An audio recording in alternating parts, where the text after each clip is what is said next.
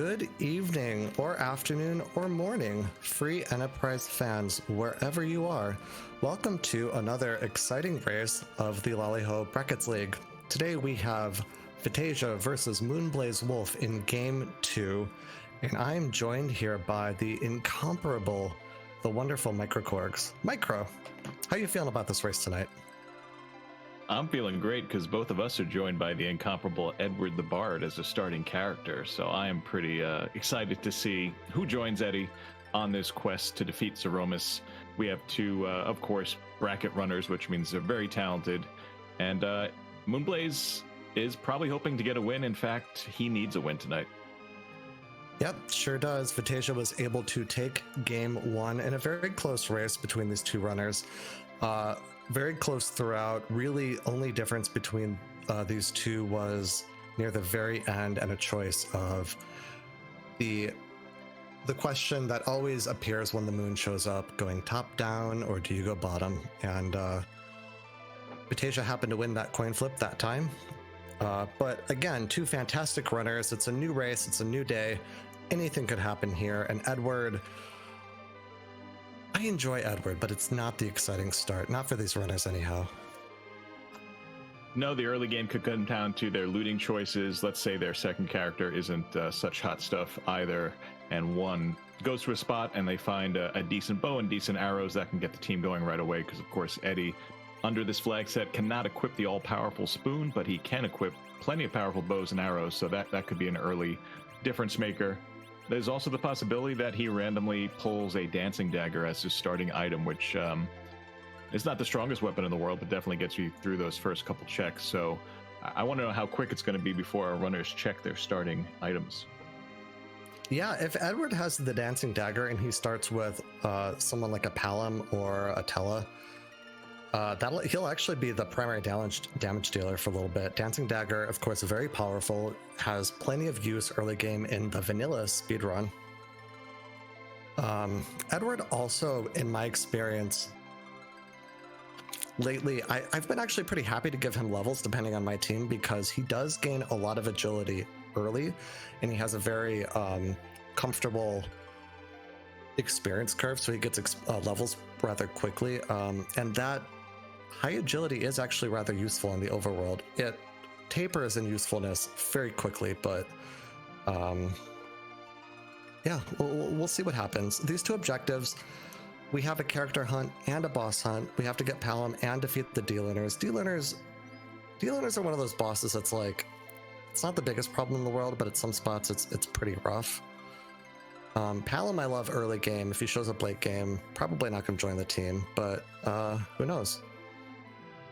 Yeah, I think we've seen plenty of rejected Paloms at Dwarf Castle on these flags.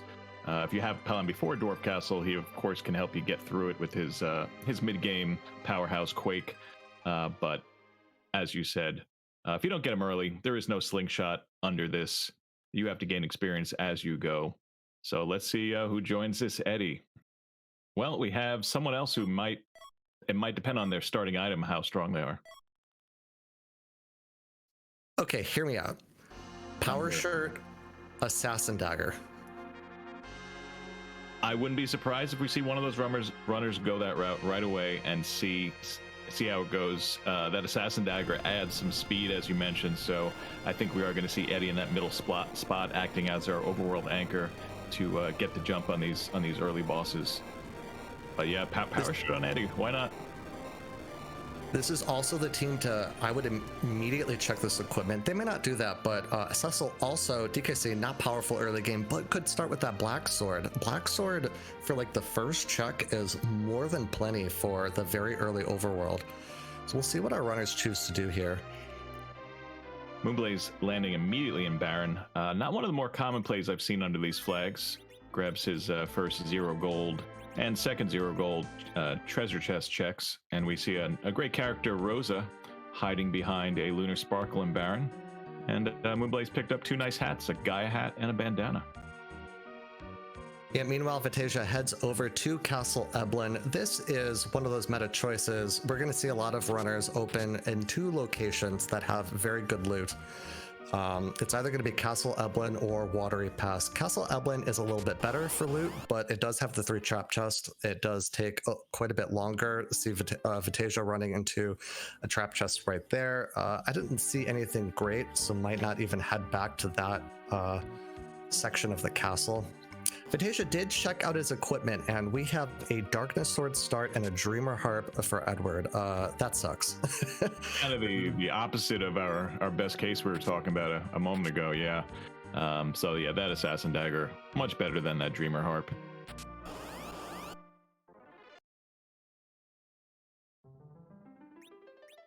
I think Vitasia now has seen 2 of the traps, and as you said, runners tend to make mental notes. Where is it worth going back to after I trigger these traps?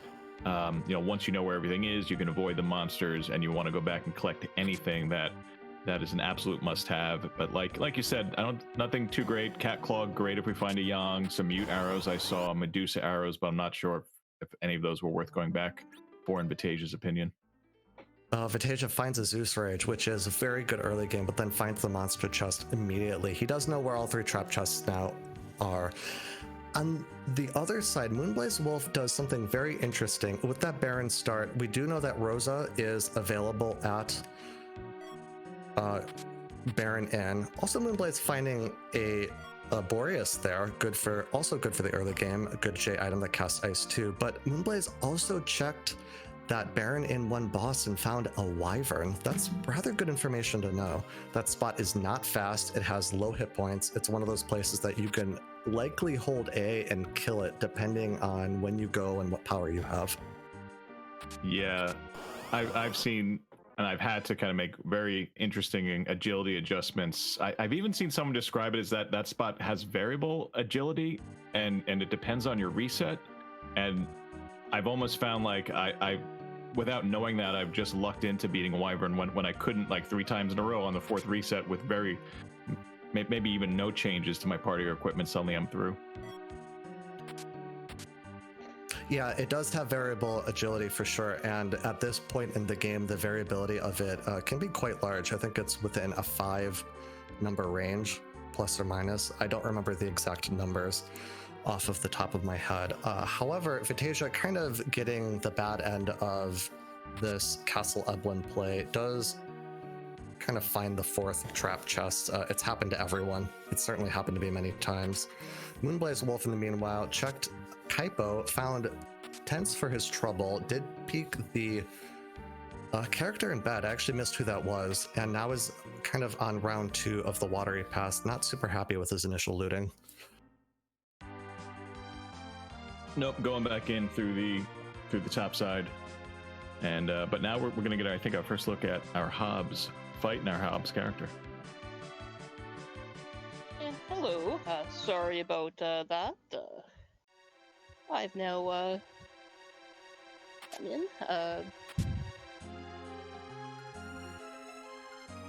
Hello, Neon. Very much for covering. Completely misread the time. I thought it was an hour later than it was. Well, welcome on in, Neon. And, I see we're just doing our opening loop here. Don't mean to interrupt a great job that Korg was doing, and thankfully stepping in real quick while I was just getting here.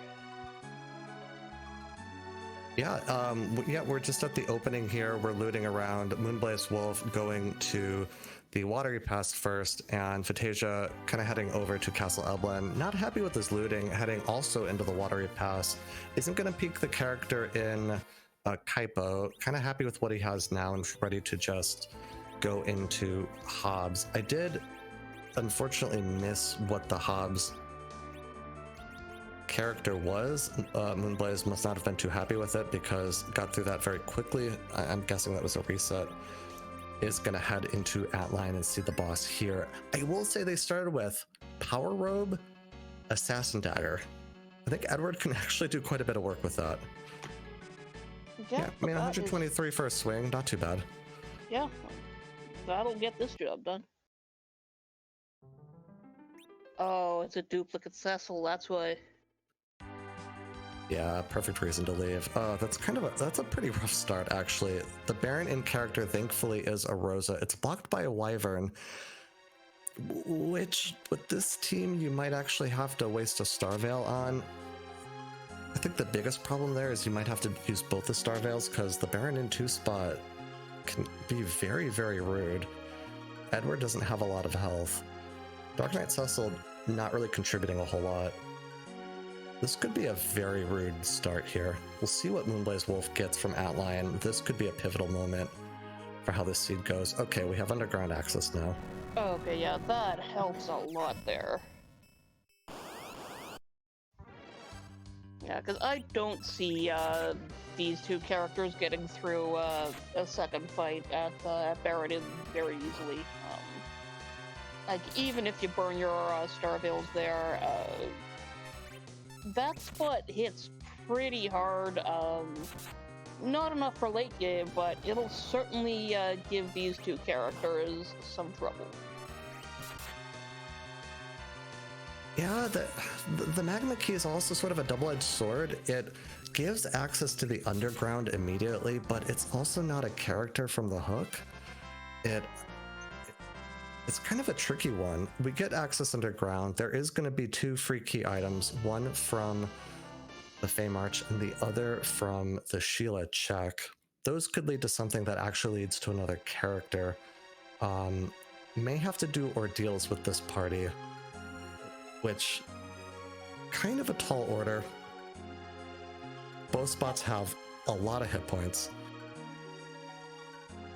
That could be pretty iffy.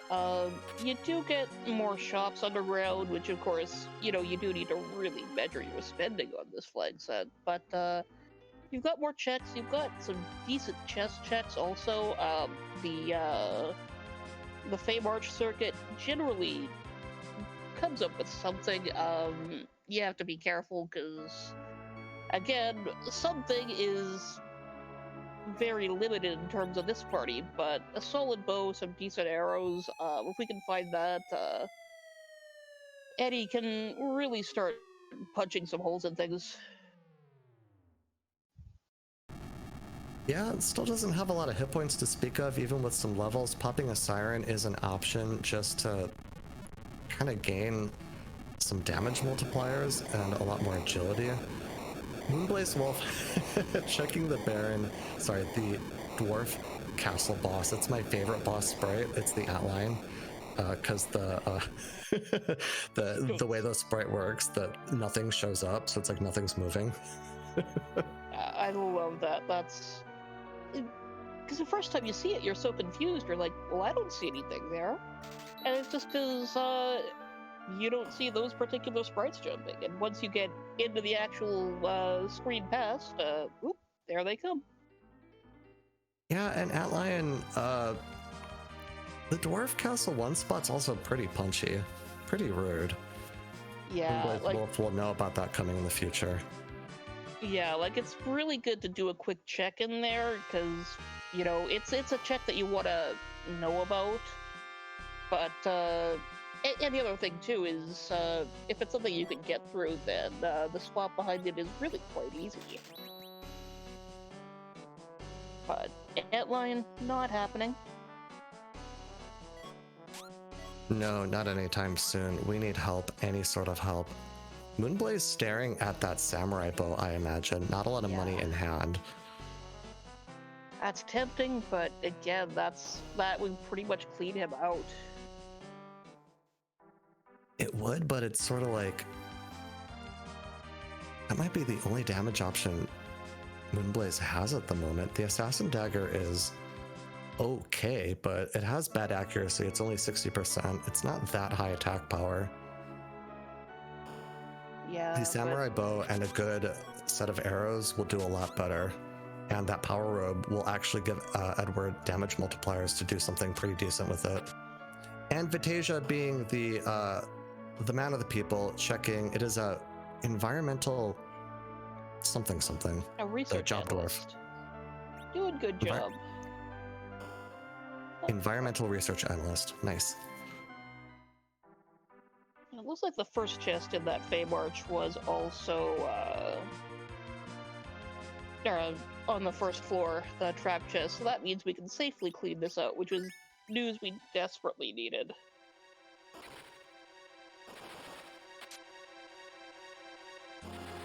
Even though the results are not looking great for this particular party. This particular... That dancing dagger might be the best reward we got. That's exciting. We've gotten a lot of great loot for people that are not in our party. Cecil will be able to make use of a couple of these things. Oh, and a sand ruby. Did chat happen to catch what that sand ruby character was? I know moonblazewolf peaked. May head there immediately. Regardless, it's nice to find. Vitasia will beeline for that sand ruby character.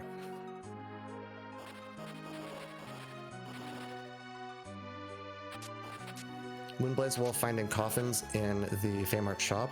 Always good to have in hand a couple of those. There are a good number of freebie bosses that die immediately to that item.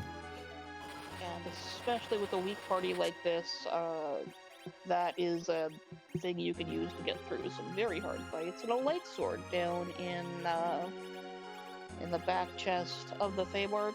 Cecil will like that, eventually. Yeah, that's a great relief. Finding the light sword there, that is a holy weapon. Cecil, oh wow, this Famart, a sparkle and the D-Mist. Ooh, I don't like that. Moonblazewolf checking the sparkle. It's the D-Lunars. That's an objective. That's an objective they can... No, they can't take that right now, because it does do physicals. Those are both rather gross. The D-Mist is a lot more doable, but it is slow in that spot. D-Mist is slow at really in any spot with a lot of health, and the D-Lunars punch really, really, really hard at the Leviathan spot. You can, do the frog strats thing with the putting up star veils, but you also have to survive that fight. I don't think they're coming back anytime soon. Yeah, worth remembering on that sparkle, because as soon as you have enough that you can just pick your party back up after they get punched and still make it through the fight, if you can do that and get your walls up, then you can get through to the frogs. But other than that, it's gonna take a bit for them to get there. Yeah, Moonblazewolf taking two very cheeky Sylph Cave chests. There are 7 trap chests here, but there are a good number of chests that, aren't going to be trapped, and happens to find 2 that aren't, and actually finds a black sword, which, funny enough, for this party, one of the better pickups. The Sand Ruby really is the true reward here, depending on who that character is.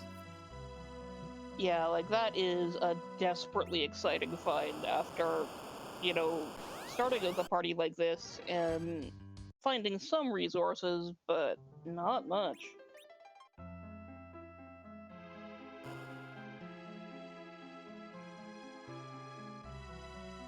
That's a cane. We found a Gungnir. We're in business.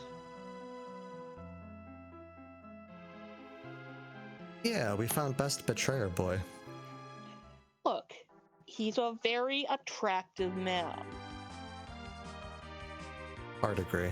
100% agree. That power shirt and Gungnir, though, are going to do a whole lot of work. I believe one or both of our runners also picked up that Flame Spear. Flame Spear, as a consumable, or not a consumable, as an item, can be used to cast fire too. Very versatile. Yeah, it's a very niche usage, but it comes in handy sometimes, and frankly, it's the only source of non-actual J-item AoE these guys have. So and yeah, Eddie, take off your shirt. We've got a strong boy for it now. You said that Kane is not playing with real ultimate power? No, that would be Edge.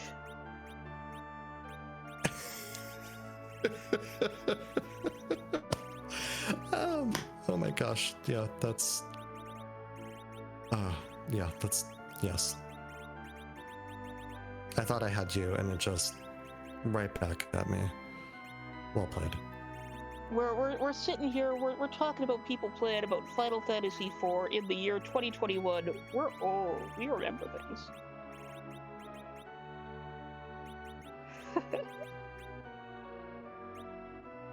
I also remember how rude Baigan is at so many spots. This one's not going to be too troublesome. Yeah, Dancing Dagger does go through the wall. Not a lot of health here. We'll be fine. Yeah, stick him in Fabul. That is a great place for him. It's annoying, but look at that. See, Base level Kane. Yeah, see, I want every person who's like, oh, Kane's average, oh, he's mediocre. Well, look at this. We desperately needed somebody average to kill things in this party. We also needed that arm to explode on exactly Dark Knight Cecil for any levels on Kane, and Moonblazewolf winning that coin flip. Very well done. Let's see what this reward is.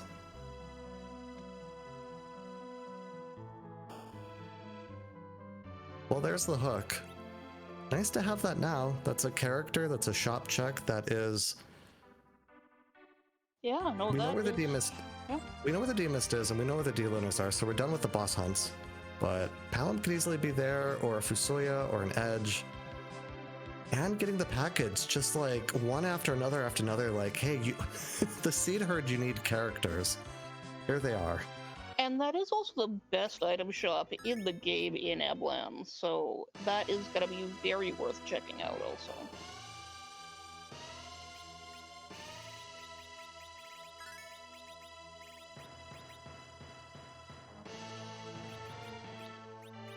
So I think even with the package, we've got a character check, so you have to do the package check, but we're gonna want to see that hook first, because there's things that will actually benefit us there, no matter what. Yep, this good load if we want it. There's the 2 shop checks guarantee 2 tier 5 items. Those items are Elixir, Bacchus Wine, Siren, Coffin, Hourglass 2. All of those, besides maybe Elixir, which is just a bit too expensive at 30k, all of those very useful for this team. And we've already seen Coffins, I believe, so it can't be that item. Yeah, so we've got whatever's in there. You know, we're hoping one of them isn't elixirs, but even so, something in there is going to be useful.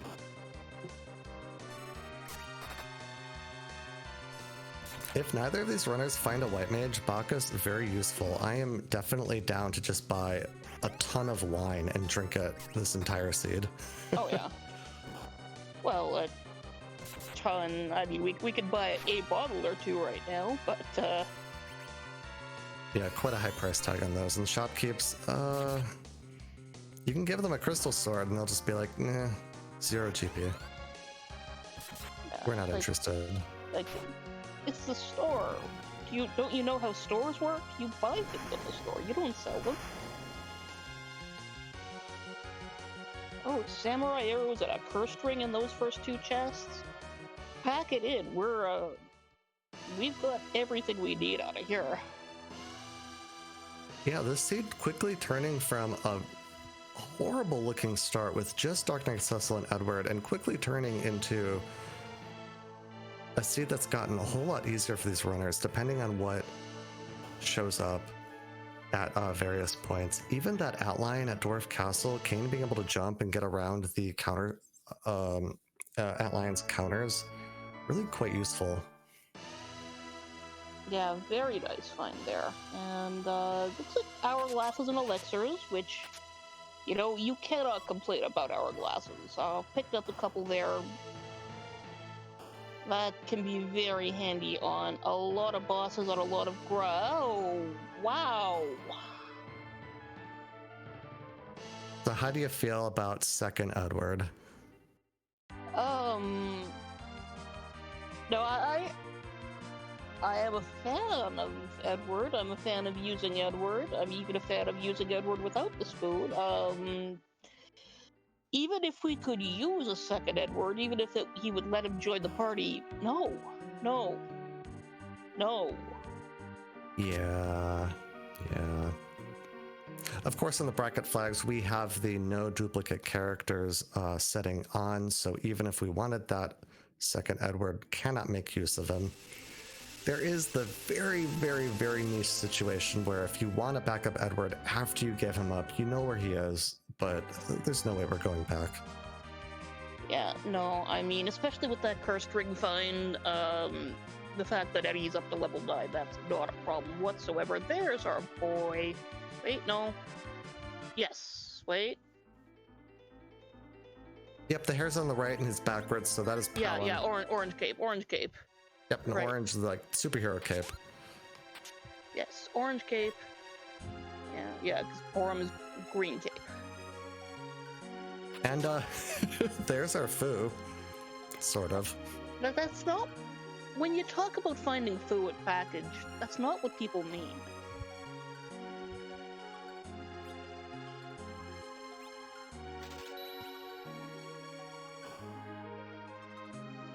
I mean, that's one of those monkey paw curls kind of moments. Like, I wish for a Fusoya right now. Oh, he's burning down the village. Well, okay. I hate to say it, but it's a pay dispute where he hasn't gotten all of his vacation pay from Xenozone 3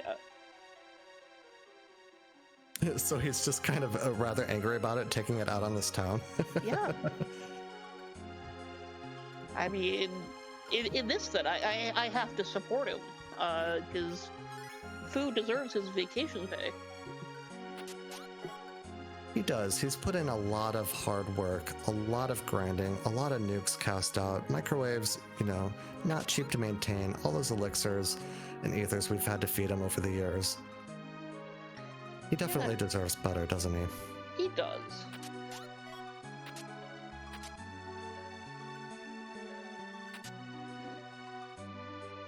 And, you can say, oh, but he got a nice vacation, but it's supposed to be a paid vacation. Why aren't we paid? And there's our water hag in a great spot. Is this French vanilla? I'm calling this French vanilla. We're in Kaipo, there's a water hag, we have an Edward. Yeah, no, that is as close to vanilla as a water hag gets. My favorite thing about this encounter is when you name Edward something different than Edward. I think my favorite was a runner that named their entire team Goose. So Anna just shouts, Goose! I mean... It amuses me. Yes. If I saw a Goose running into my in-room at night, I would yell Goose. And I think that's all I would get up, because after saying that, it would just be like, wait, why is a Goose here? And then it would just, start stealing your stuff, and then just chaos would ensue.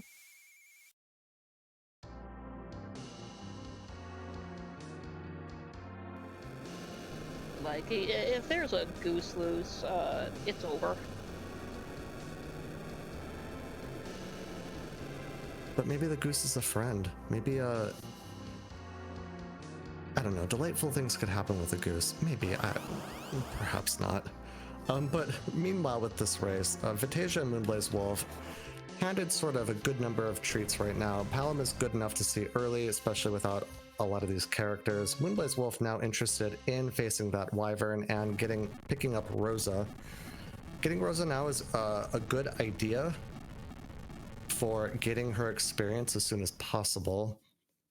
The team is still in somewhat rough shape, and yeah, moonblazewolf goes down to battle speed 4. This is to be able to handle that Wyvern with Star Veils, and then while keeping at least a couple party members alive for the next fight.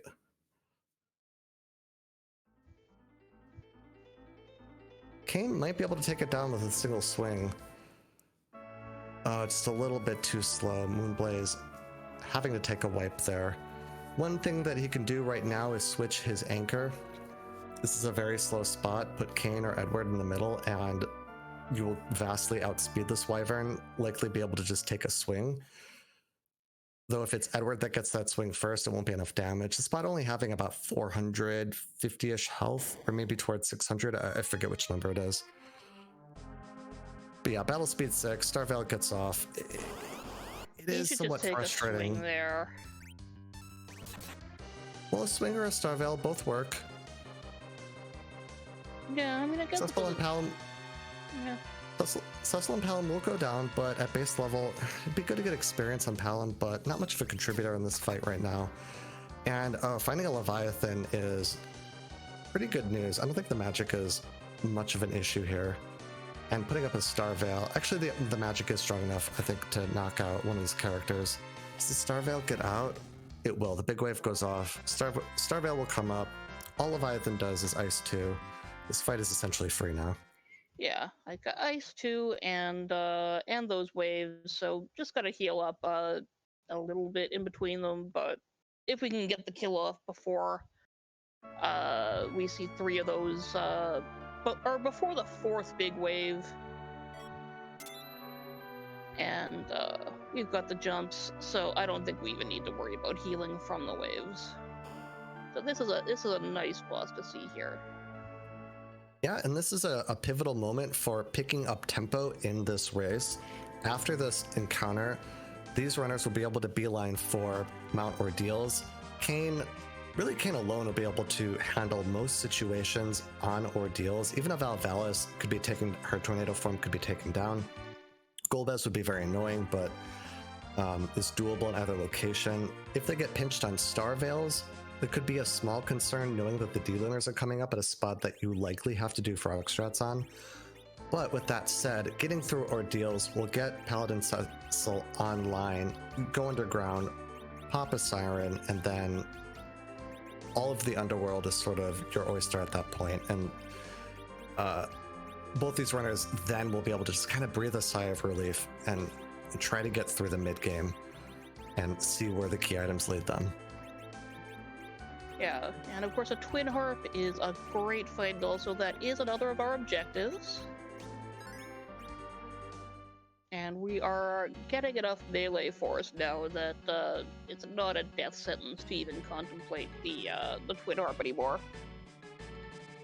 Plus, we'll get that Cecil going quite shortly. Looks like Vitasia is prioritizing that. And we will be smooth sailing through our heart. This puts our runners in a rather interesting spot. We know where the D-Lunars are. We have Palom. We have the Twin Harp. That's 3 out of 4 objectives already. If the Pinktail shows up and a pass or a Darkness Crystal, that could be sudden go mode. These runners could go from feeling comfy to holy crap, I have to go panic in just the blink of an eye. Yeah, and this is not a party you want to be thrust into go mode with. Like, you're not prepped at all. Like, with levels on them, this would be fine, but no one is even ready to contemplate how to tackle the Zen fight yet. 1200 HP strats would be on the table. Depending on how much money is available to both these runners. Money is tight, Starveils cost money. Tier 3s would also help that a great amount. You do need some sort of healing or enough party members to sort of be able to get through that. And, oh gosh, is this the...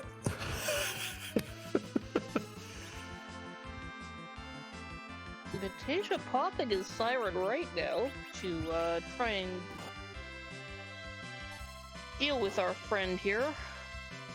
This is very smart, getting Virus, possibly even Quake. I don't think we'll get Quake, but getting Virus on Palom, very useful to sort of expedite. The experience here, not a whole lot more. Well, 5,500. Underground would be quite a bit more, but being able to power through the rest of the Ordeals counters is, I think, a pretty smart play. Yeah, for a brief moment, I like looked away from Vitasia and thought that was the back attack gauntlet. No, that's the back attack gauntlet. Oh my god. Did we just will this into existence? Oh no. The worst part is that he saved after using his only siren. And this is... yeah. Yeah, this is the one and only punish. This is a low % chance of this happening. Sometimes you just have to, like, stop, sigh, and just say, okay, game. Alright. I get it. Have it your way.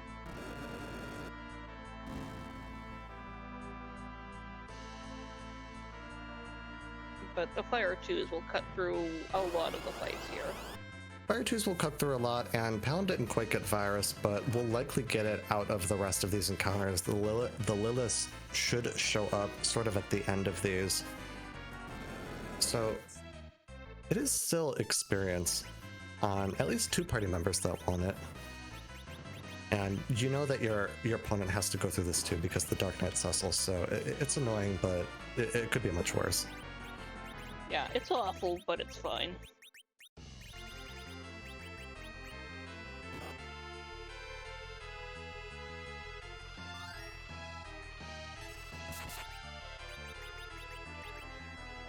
Like, it's not... You know, you don't like it, but it's not really gonna wipe you, and... You know, you just, you push through it. You know your other opponent's gonna want to do it too, because... You know they're struggling with their party, so it's a wash. You just take it and deal.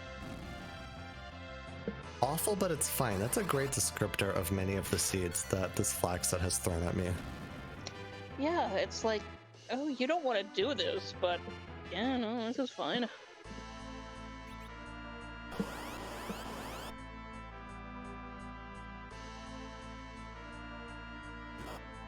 And while our runners are both going through literally the gauntlet right now, I do want to shout out our restream team.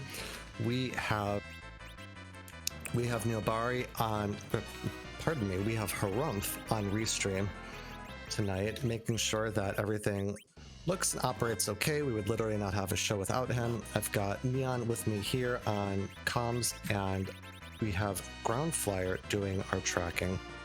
Make sure to give them all a follow, everyone on this team.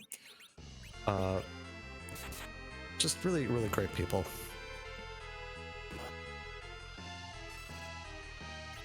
Yeah. Everybody is great. I am. I say this all the time, but this is really one of my, this is like my favorite community ever. I cannot get over just how kind, welcoming, and wonderful everybody is in this community, especially to new players. That our newbies corner chat in Discord is constantly active with people asking questions, and many of the veterans asking in kind. Yeah, I mean, it's easy to gush about a community you hang out with, but this is really good. I mean, we've all been around the internet. We all been to bad places. This is the opposite of that. You just walk in and everybody's cozy, and it's nice. Blaze is chipping through these, having a bit of trouble, but we'll get through just because that Kane is pretty much unkillable. Now that Pelham struggling to get his XP. Well, Vitasia gets his virus. The MP on Palom is getting pinched rather hard through these encounters, and moonblazewolf's Palom is rather low, but it's essentially, as you said, it may look like trouble, but Kane may take some time to get through. I believe this is the last encounter. If it's not, it's the second last, but Kane is essentially unkillable at this spot. Yeah, and we even have time to get the Rose up. Yeah, nice to get Rosa back up. Good experience on her there. Nicely done. Looks like Vitasia is just coming into an end here as well. Yep. And for that Discord shout out, to reach our Discord, all you need to do is go to FF4FE.com, and a link to our Discord is available there.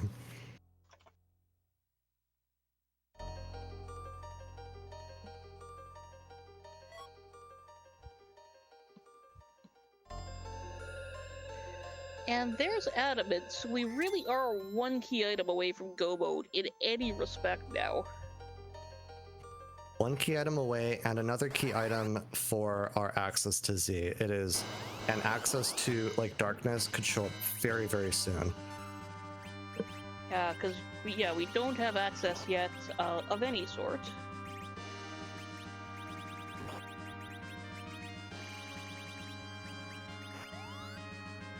But we just need to get that access, and then we'll all be good.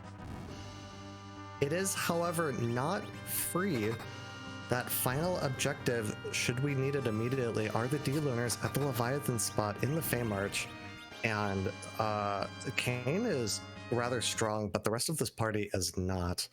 Moonblazewolf does not have that light sword that Vitasia has found. Not able to output a lot of damage through Cecil at the moment. Of course, the Excalibur is in the key item pool, the second strongest sword in the game for Cecil. May become available rather shortly, or maybe locked somewhere on the moon. Really depends on how the rest of this seed plays out, but this is sort of like sudden panic mode could happen at any moment. Yeah, like, this is not a great position to be in. Okay, just doing a quick back row on that Cecil. Very nice. Keep him...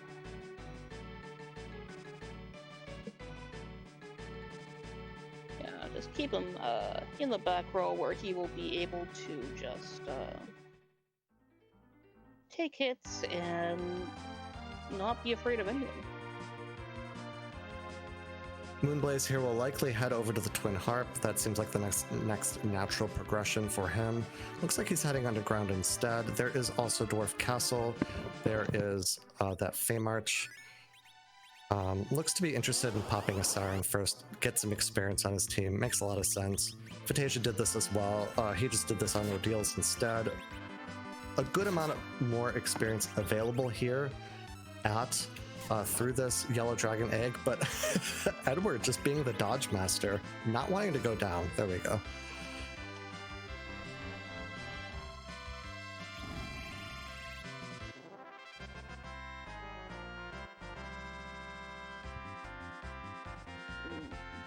Delicious eggs. There's that Quake on that Vellum.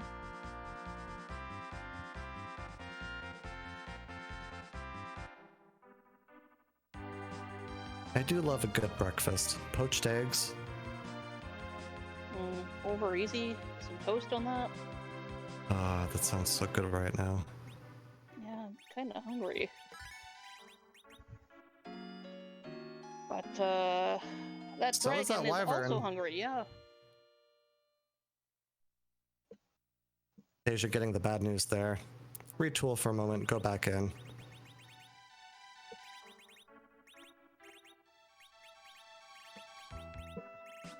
Opting again for the slow anchors. Yep, Yeah. opting again for the slow anchor. May need to...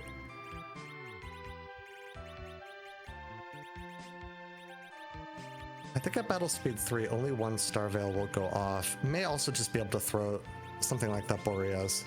Or even the Dancing Dagger. No, that big Could one do would it. do it too. Or the Yeah, Starveil. Vitasia looking through his options. Second Star Veil may go off at battle speed 3. Nope, just the one. Thankfully, that Leviathan is at the second Baronin spot, so with a Star Veil, it won't be too much trouble. The main problem will be healing if too many waves come off, but that Palom is really pretty beefy at this point with the virus. I'm going for a lit too. Don't think it'll kill outright, but think he's in danger from the ice though. Yeah, this is rather tricky now. 2 Ice 2s coming out, and Vitasia's gonna take a wipe here. Oh, that stings. One of those moments you say, okay, take a breather. See, with the wyvern front, I mean, you know, like he's doing a cursed ring there. Like if Cecil gets that turn off, that's fine. I think putting Kane there will have the opposite intended effect of where he'll come up.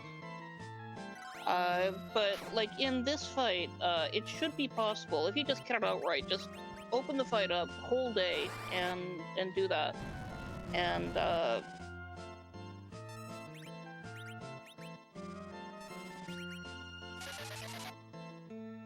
because you don't need to get through nearly any things there.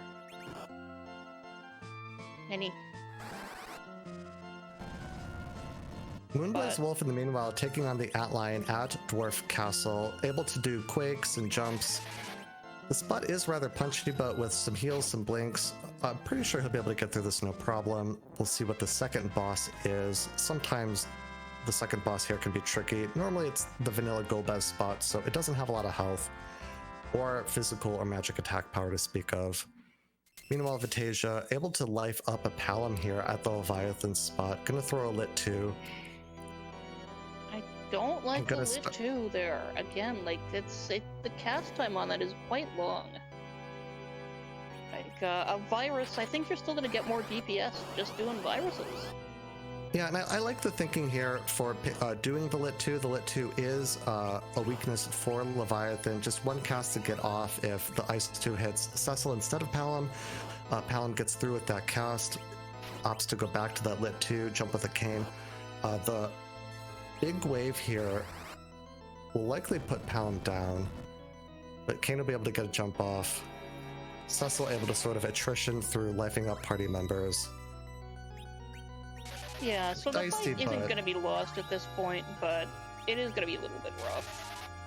Meanwhile, here's one of our slightly rude bosses at the Dwarf Castle 2 spot. Mom Bomb does get a bunch of extra life. Thankfully, though, we have Palom.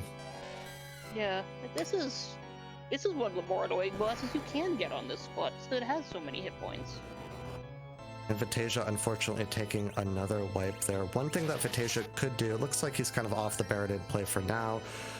Not willing to throw his head too many times. Kind of taking a pause to think about where he wants to go next. Maybe do an egg. Actually, no, the siren he had is used up. Go to Dwarf Castle, see if there's better luck here. Get a little bit more power and go back. One option Vitasia did have is to put a fast anchor instead of a slow anchor in that spot. Baradin being a rather slow spot. It is somewhat variable, so you may have to come back a couple of times. So I don't blame him for just saying, you know what? I don't want to go here. I don't want to deal with this right now. I don't want to keep throwing my head at the problem and doing the same thing. I'm not sure how to get through this. Let's just go somewhere else. Makes a lot of sense to me. Yeah, like, sometimes if a boss is giving you trouble, you will get in the mindset that, you need to attack it this particular way. And if you're doing that and that's not working, much better than beating your head against a wall, just go somewhere else. There'll be something else you can take. One of the very interesting things about this randomizer to me is just the depth of knowledge that you could have about how to handle so many different bosses at so many different spots. I still find situations that just completely throw me off guard. However, in the meanwhile, Moonblazewolf from Dwarf Castle finding the Darkness Rock, that is moon access, and that is now one key item away from go mode. I would be so unhappy finding that. I mean, that's you don't want to find that now. You're like, I don't want to have to think about the moon. It's a double-edged sword. Moon could have sirens. That would be likely the best thing available. Otherwise, Moonblaze and Vitasia are going to have to find other options for a grind. Moonblaze opting to take this warrior chest. I like it. He knew exactly where it was. Palom is at RA1. Because the warriors all try to go into the queue to get their attack in, Quake is able to sort of jump in front of that and head off immediately. One of the warriors surviving, countering with the rare curse there. Don't see that very often. Able to punch and put down one Cecil. But a swing from Rosa will take the warrior down. Gets a good 21,000 experience. And hopefully something usable for this party.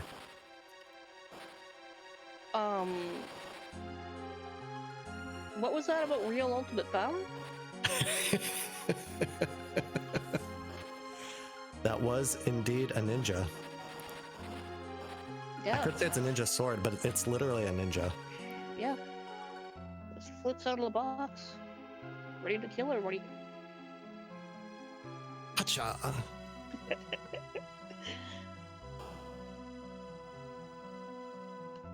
Vitasia having the same idea in mind, wanting to get some sort of power and experience for this party, opting to take the trap chest that he knows about at Castle Eblin. This is a very heads-up play.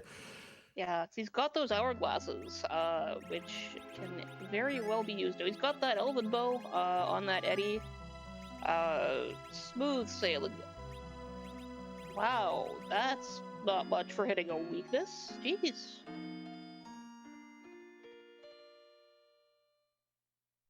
But the timing of the hourglass went off right. Perfect. Yeah, the timing of the swoon proc there. The interesting thing about throwing an hourglass against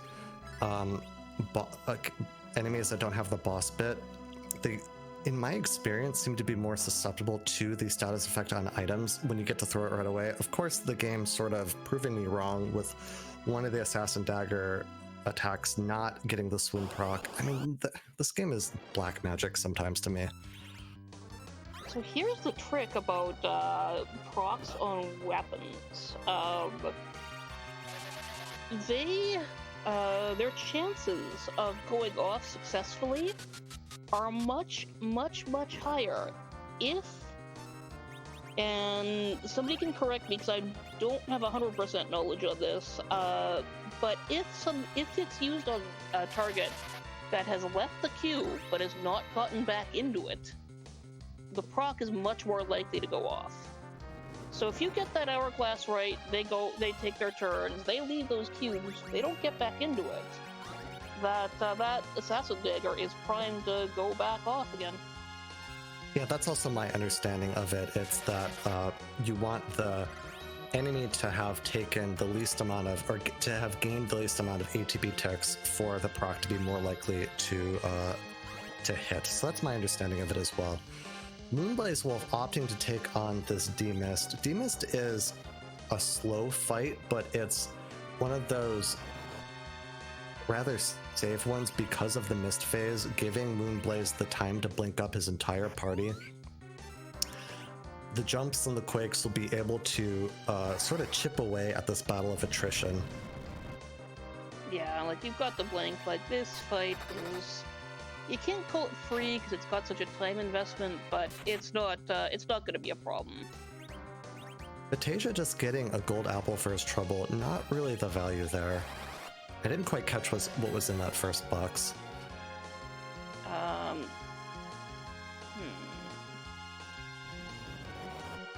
so we got the right, Leviathan, yes.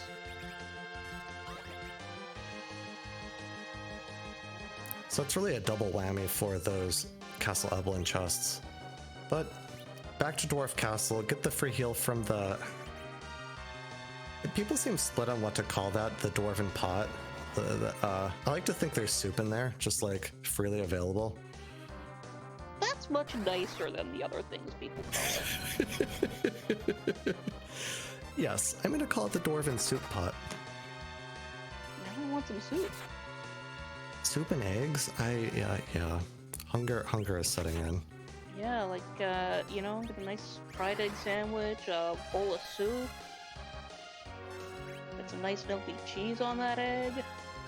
Oh, when I work, oh man, actually commuting for work, it's been a year and a half, but there's a Panera near me and getting like the half soup, half sandwich option there. Just perfect. Oh, yeah. Also, one of those college hacks that I did when I was very, very poor college student was to drop an egg into instant ramen. Surprising upgrade for that meal. Oh yeah, that's the good stuff. Now Vitasia's gonna take on that antlion again.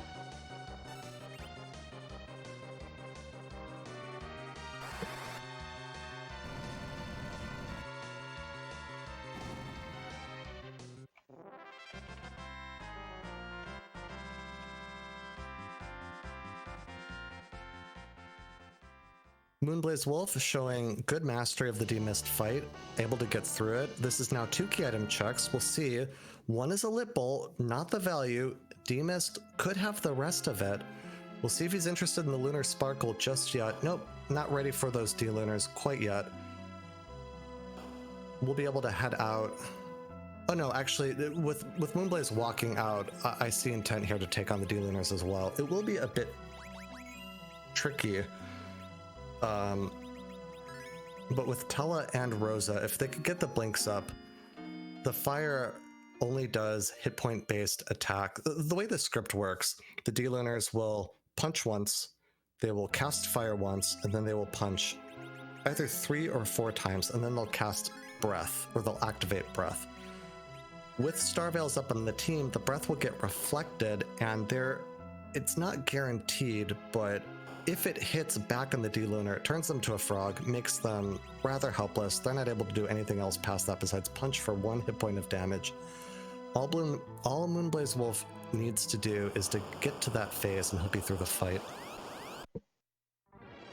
Yeah, so I think this is fine. This should be pretty doable.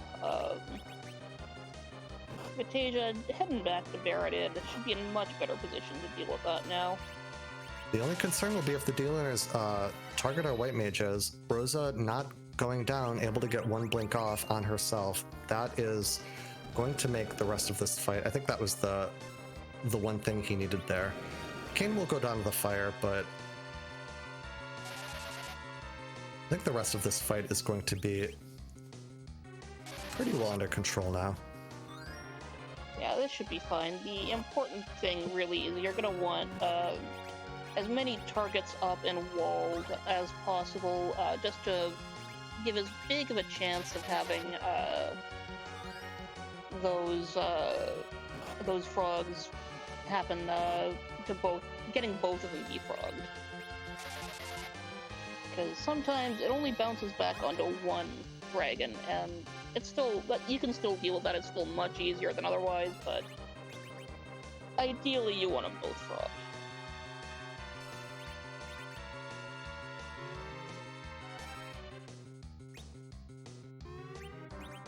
Hitting those veils up, and now we just play the waiting game.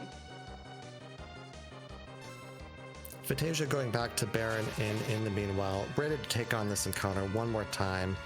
You've beaten me once, you've beaten me twice, but you're not going to get me a 3rd time, says Vitasia as he heads into this fight.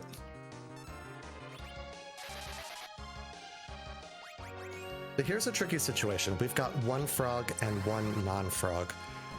There are a couple ways to handle this situation. Yeah, like that's the situation you really don't want to be into. It's much better than having no frogs.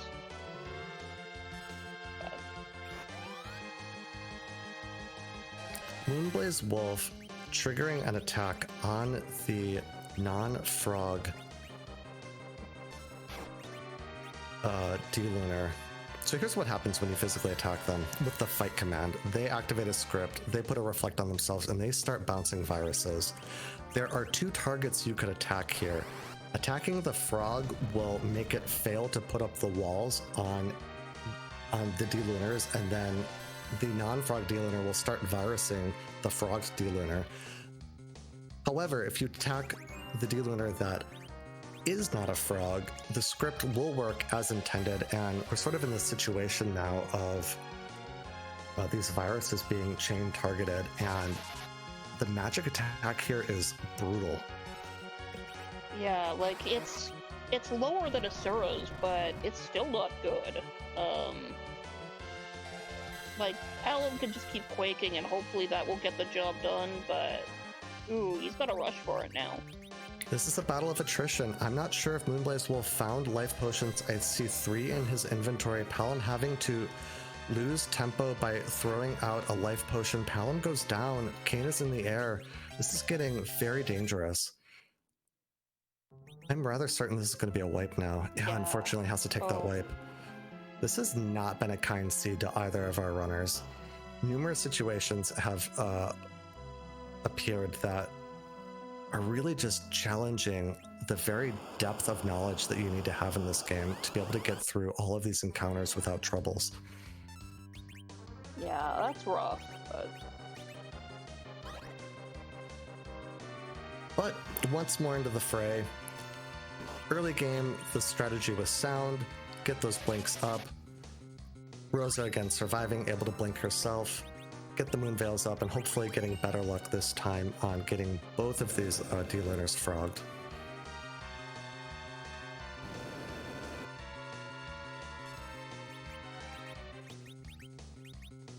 Yeah, just gotta get through the initial volley and should be better off, and hopefully the bounces on those walls will do better this time.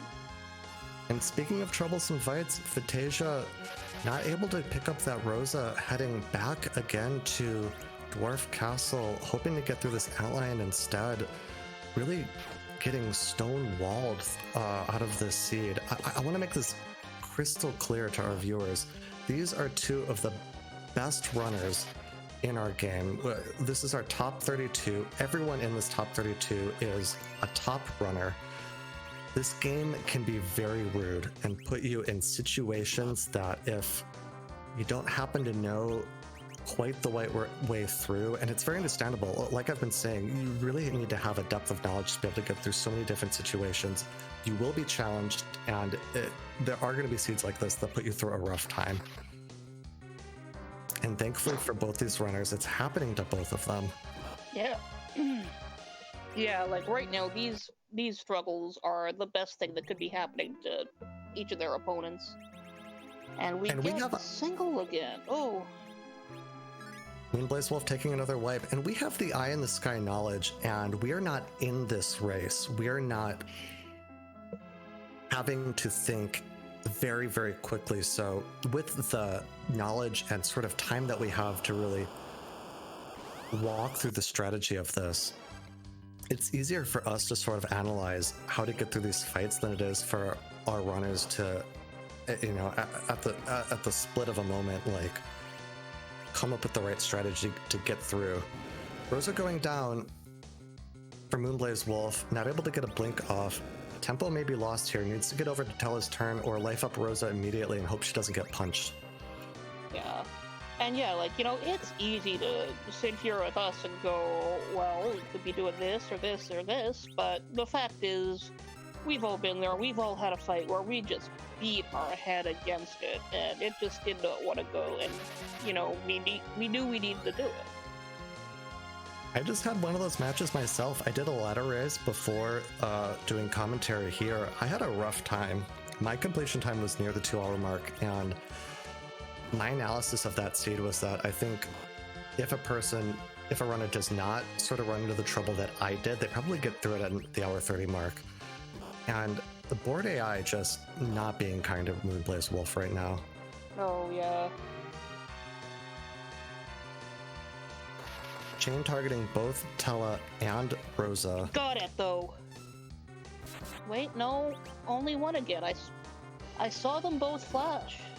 Yeah, the second had the frog flash for a moment, but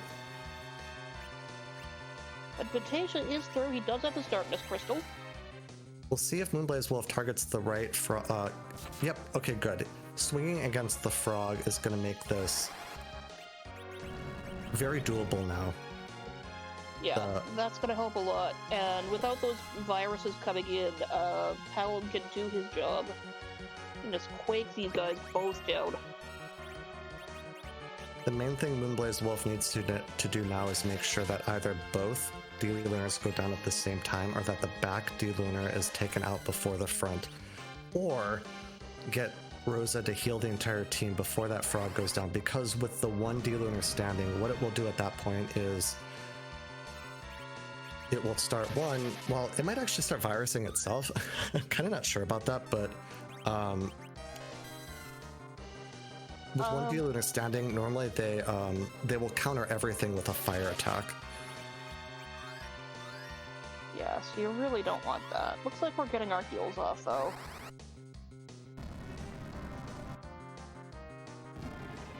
And yeah, this just looks much more under control now. Frog is down, but we've got the jump coming. We've got the fire flip out coming. Okay, so here's the fire, but fire is not too much of an issue. If healing, regular healing comes out, it is an HP percent or based attack. The fires will come out rather frequently here, but with very good management of having high quality damage output through Palom and Kane jumping. Moonblazewolf will be able to get through this fight. There we go. Vitasia,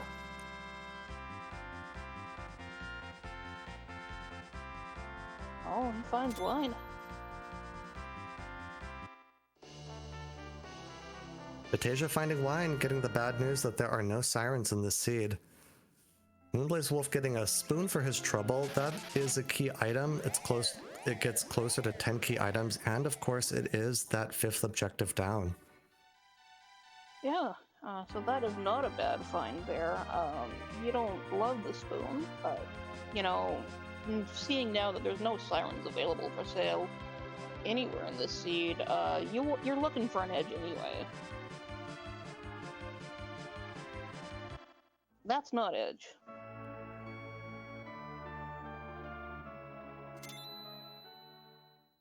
Sid, not the flipping out ninja we were. Heck, that's what I say to finding this character right now. But it's an upgrade to.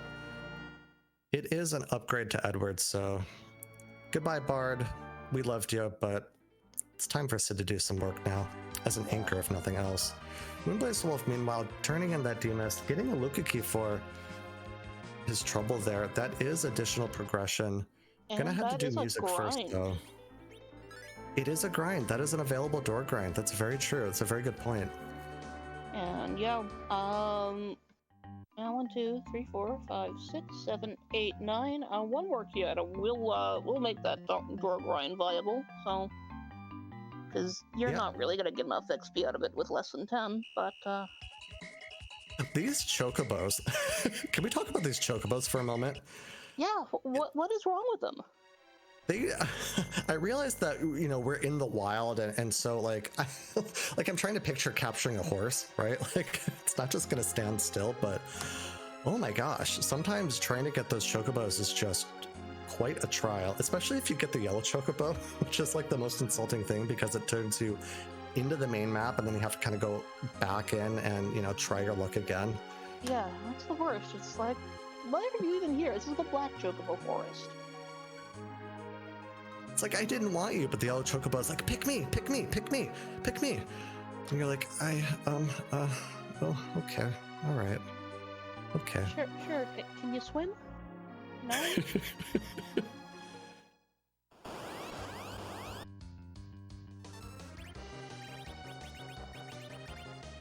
And of course, we are about to find out that most wonderful of things.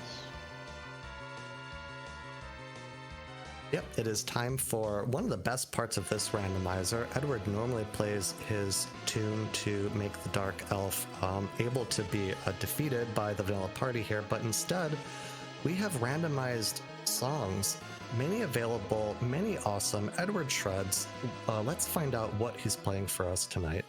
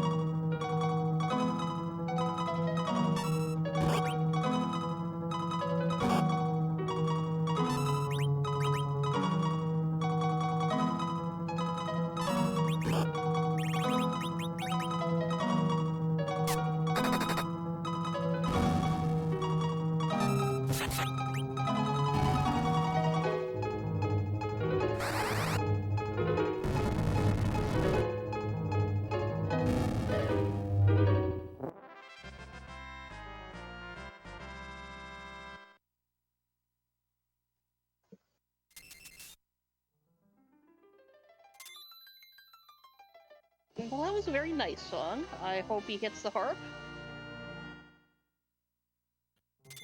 Go mode is not available at the Twin Harp location, often having what we call the dirty double of a hard required harp. Not today. That last objective eludes us still. Yeah, that isn't even the lonely single. That's nothing there. It's just an objective by itself. No key items. Yeah, not having a 10th key item does sting a little bit. We'll see. Door grind is still a good option. If Moonblaze goes to Luca, you do have to open some of those doors, and you kind of don't want to do them at 9 key items. So you lose a couple of the doors as an option, but with this party, he won't need to do all of them anyways. So if Luca has the 10th key item, really if it has go mode, I should say. If Luca has go mode, he can still take on the doors, and it'll be very convenient right here. That's true, but you know, with those doors being my likely grind, that's kind of where I'm personally feeling like the keyless tower. But you know, Luca is also right here. It's behind a chain, sort of. That's yeah, nothing wrong with pursuing this.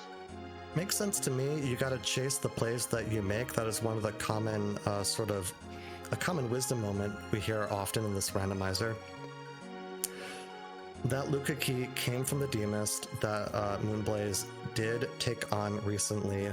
Chasing this chain means that if this has the path to go mode, the Demist was the right choice. So with the Luca cave and the top of tower being about equal in time, what I like about Luca is you get to spy the key item immediately, and if it's something that is not useful to you, and we're not looking for a boss hunt right now, Moonblaze will be able to reset out of that immediately and either head to the top of tower or fade it and go right to the moon. Yeah, no, that's a big advantage there, and it looks like, you know, you've heard comms talking about it, about people maybe doing it lately.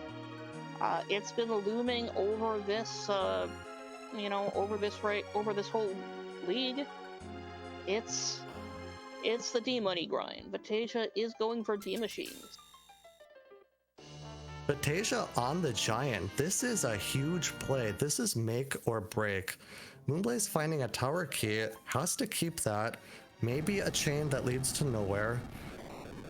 But you gotta walk out with that, not least because that's a 10th. Gotta walk out.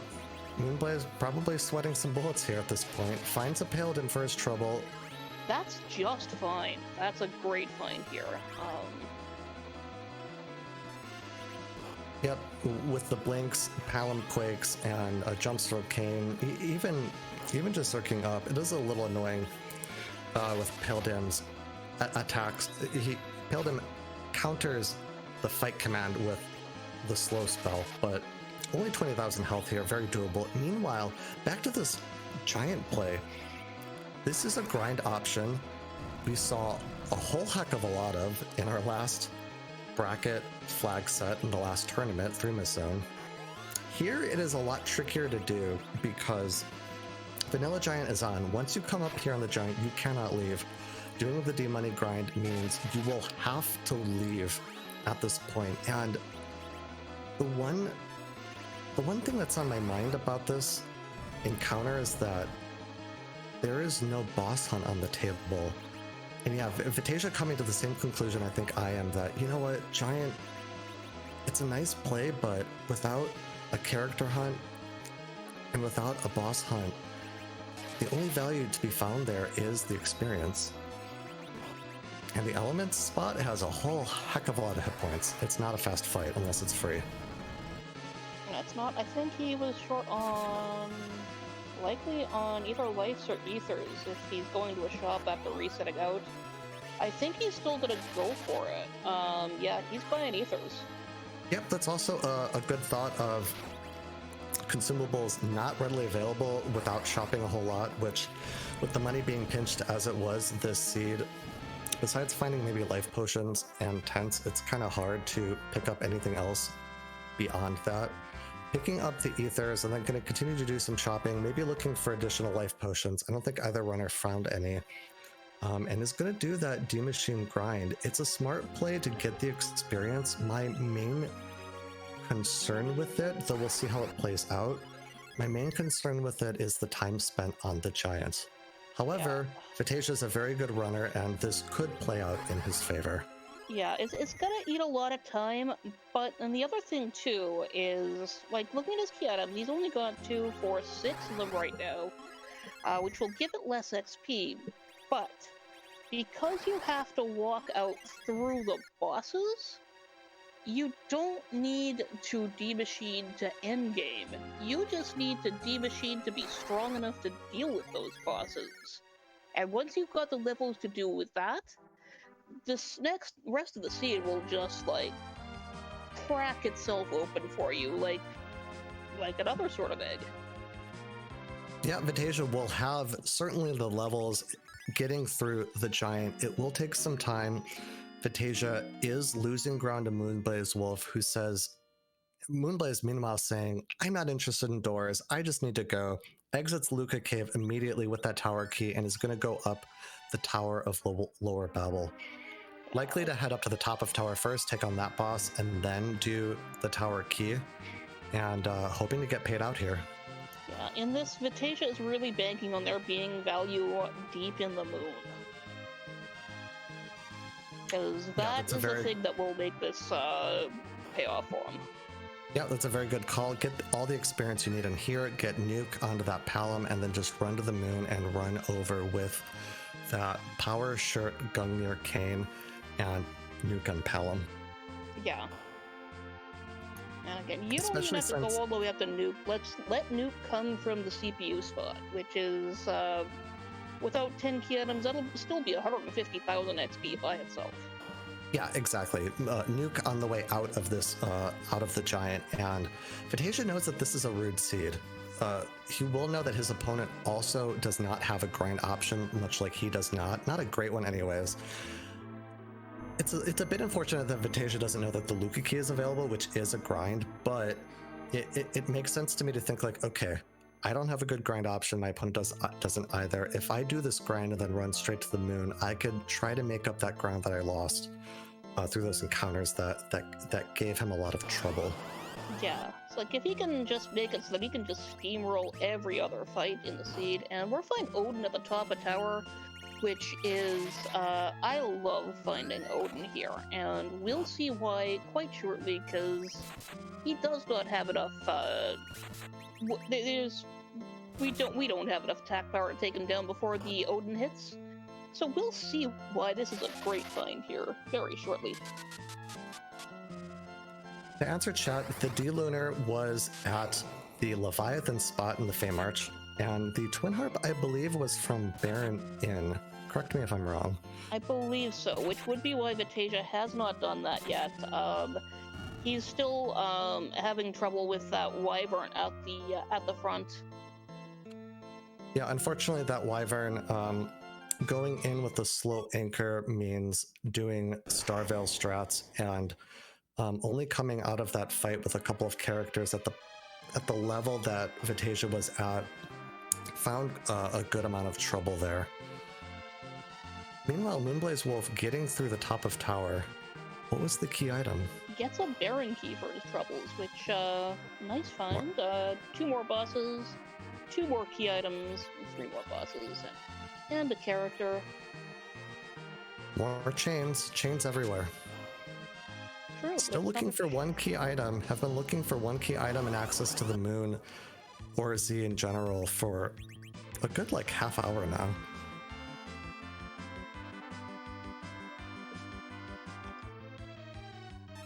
Yeah, it's,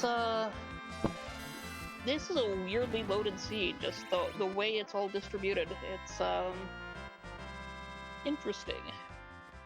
That's what this flag set does sometimes. It will make you think that Jet is coming and then the key items just dry up completely. Or it will make you think it's a long, incredible slog, and then suddenly you get like the Earth Crystal and the character and the boss that you were looking for are both at Zot, and then you're like, oh my gosh, I'm in go mode. Lots of variance on this flag set. Something I really love about it, because it makes it a varied experience as a runner and as a viewer. Yeah, like I will say that, my preference, I don't care to play these so much. I personally, I like to have more shop stuff available to me than this really allows, but it's a great watch. The flag set is, it makes for really exciting races, and it really is a great showcase of the skills of the runner.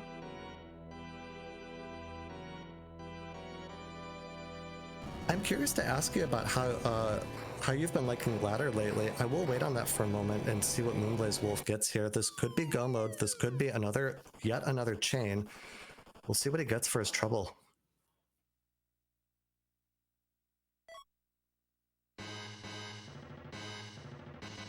That's a rat tail. That's exciting. That's a rat tail. That's another way to get to go mode. We have a rat tail and a Baron key to chase here. Rat tail's quicker, heading over that way. We'll see what Moonblaze gets. Yeah, he's flying as fast as his little propellers can carry him.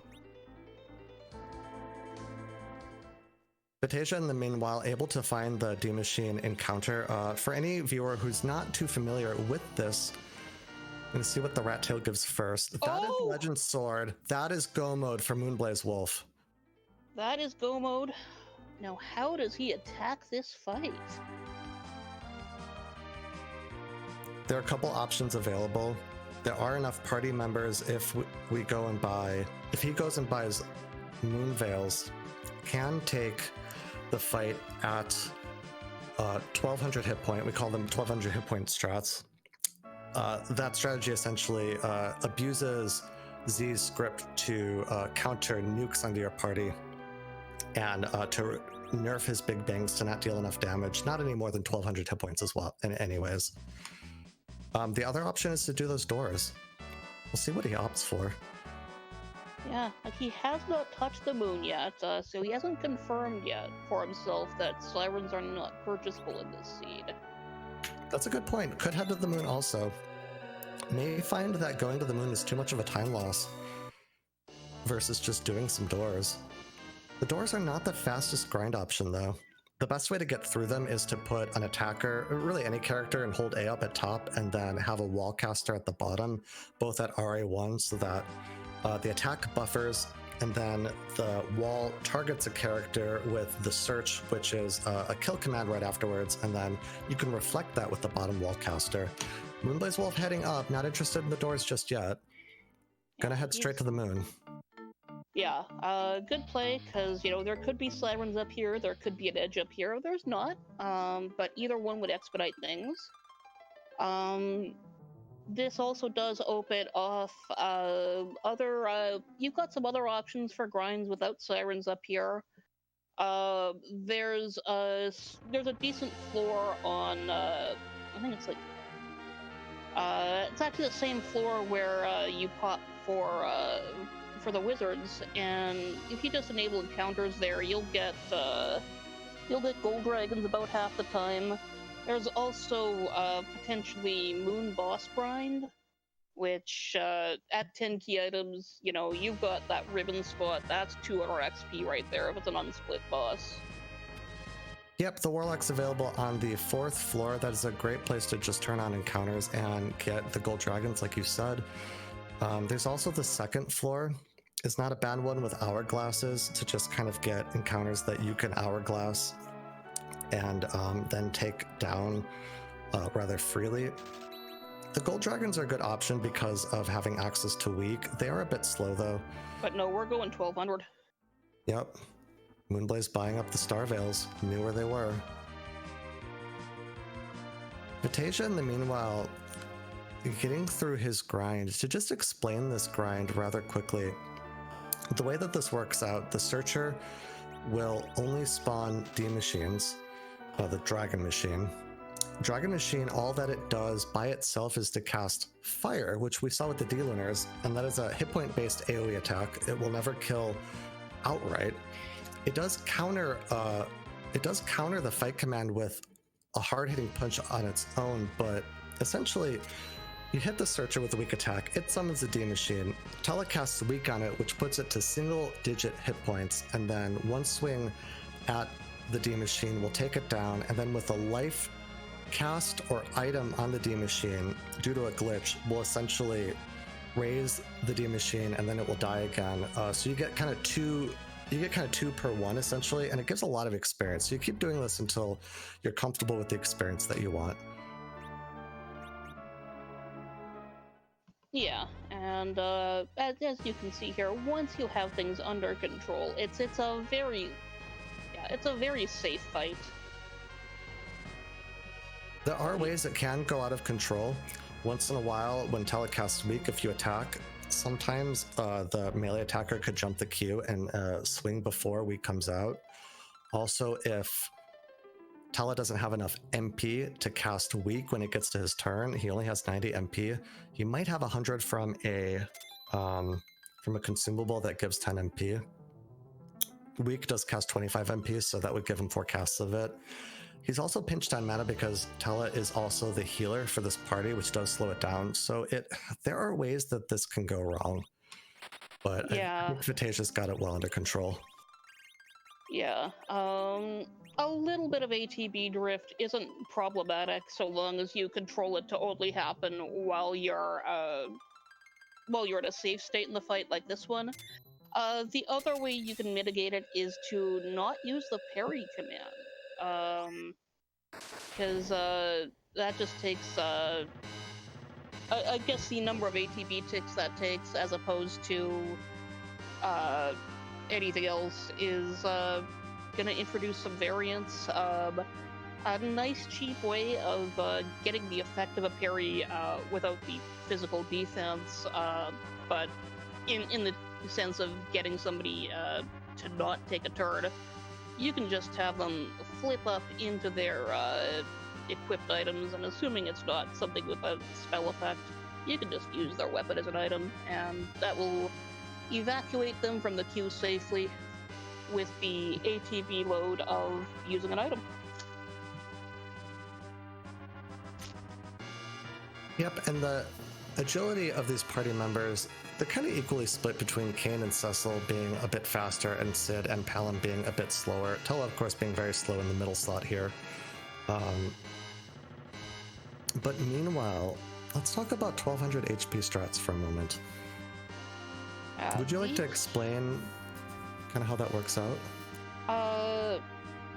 Yeah, you can correct me if I'm wrong here, because this is one of those ones where, I have not actually done it myself, and that's actually one of the big reasons why I got knocked out of the league, because I should have used them one fight, didn't, but the gist is, a nerf Big Bang, and I'll explain that after, but a nerf Big Bang will do a maximum of 1200 hit points to your party members. And the way a nerf Big Bang is, Zerobus has his script that he goes through. He will shake, which will let you know that the Big Bang is coming. His turn after the shake, he resets his magic power to reduce it so that, he sets his magic power for the Big Bang so that it's properly painful. He also has, anytime you cast a spell on him, he will counter with a nuke. Before he counters with that nuke, he will lower his magic power, because the idea is that's not supposed to wipe you outright. It's supposed to be a challenge for you to deal with. It's not supposed to kill you. But if you do it after he's set his magic power for the Big Bang, he won't reset it. So he'll cast that Big Bang at a much reduced spell power. So what you do for 1200 hit points is all you gotta do is make sure that every single Big Bang that you have is nerfed, and just heal up between, you'll be fine. The way you do this is you wall up everybody in the party, and you just start flinging J items at him, and you get him to nuke himself to death. And what are these flags going out here? I think this is... I like to joke this is the Mylan Zed Club, but with us in the fight. We know who this is. This is Aromas. This is a boss that we do not randomize his location, but we do randomize his script. And would you, I can't possibly top what Invenerable did in the last race. Would you like to ask the question? I have earned this after what Invenerable did to me yesterday. The butt that we are going to kick tonight is Shirtless Golbez. I feel like this was... I'm so happy right now. First of all, I've never seen this. Second of all, I feel like the stars have aligned for both of us to experience this together. This is so good. We are blessed. We are rewarded. We have been provided with fan service by the lovely Scala Kitty, who is just as much over the moon as all the rest of us. Ace's, Golbez's character design from the after year is where, for whatever reason, he just never puts on a shirt, and I am okay with that. Same here. I'm more than okay with that. Going back to the 1200 HP strats, though, for just a moment, and to talk about what's on the line. Again, moonblazewolf is at a critical point. If he loses, he is out of the race. He does not know where his opponent is at. Unfortunately for Vitasia, he's still in the D-Machine grind. He's been behind for a good amount of time this race, but with all the trouble that moonblazewolf and Vitasia have run into this seed, it is easy to think, I am probably behind. I have to do everything that I can. I mean, this is really a fight for his life at this moment. At battle speed 6, it does make 1200 HP strats safer. You get all the walls up on your party members, and then you start throwing the crystal, whatever item that you have. Vampire is a very convenient one, but without the money and knowing where they are, really almost any consumable item works. The crystal is a bit slow for it, but it's always available. Fan service must will always counter this, like you said, with a nuke, which is just going to get reflected back into his face. And with the 3, possibly 4 if Palom survives with a low roll big bang, you can get through this just knowing the script. Essentially how it'll go is that there's this first big bang, then there will be the second one, and then we're going to cycle through a black hole which takes down the star veils, and there's occasionally a virus phase before the black hole. So it's like black hole, wait, shake, big bang, virus, black hole, wait, big bang. So if you know the script, and it just sort of repeats at that point, and doing it this way, there's an HP refill at this spot. For memory reasons, we can't have more than 65,000 hit points on a single boss. He hit point refills sort of in the middle of it, but that'll get skipped because of sort of the reflected damage this way. So with proper management of this, and hopefully some curatives, moonblazewolf will be able to get through this, but it is very tricky. I also try to avoid doing this when I can, because I'm not super well versed in it either. It's one of those things to learn, for sure. Yeah, it's one of those things where people who are very good at it will tell you that it's very easy. And that may be true once you've gotten used to it. You know, Moonblaze clearly isn't batting an eyelash here. That virus on the Palom, doing some extra damage there. But, you know, you have to get the feel for it first. You have to learn the rhythm of it.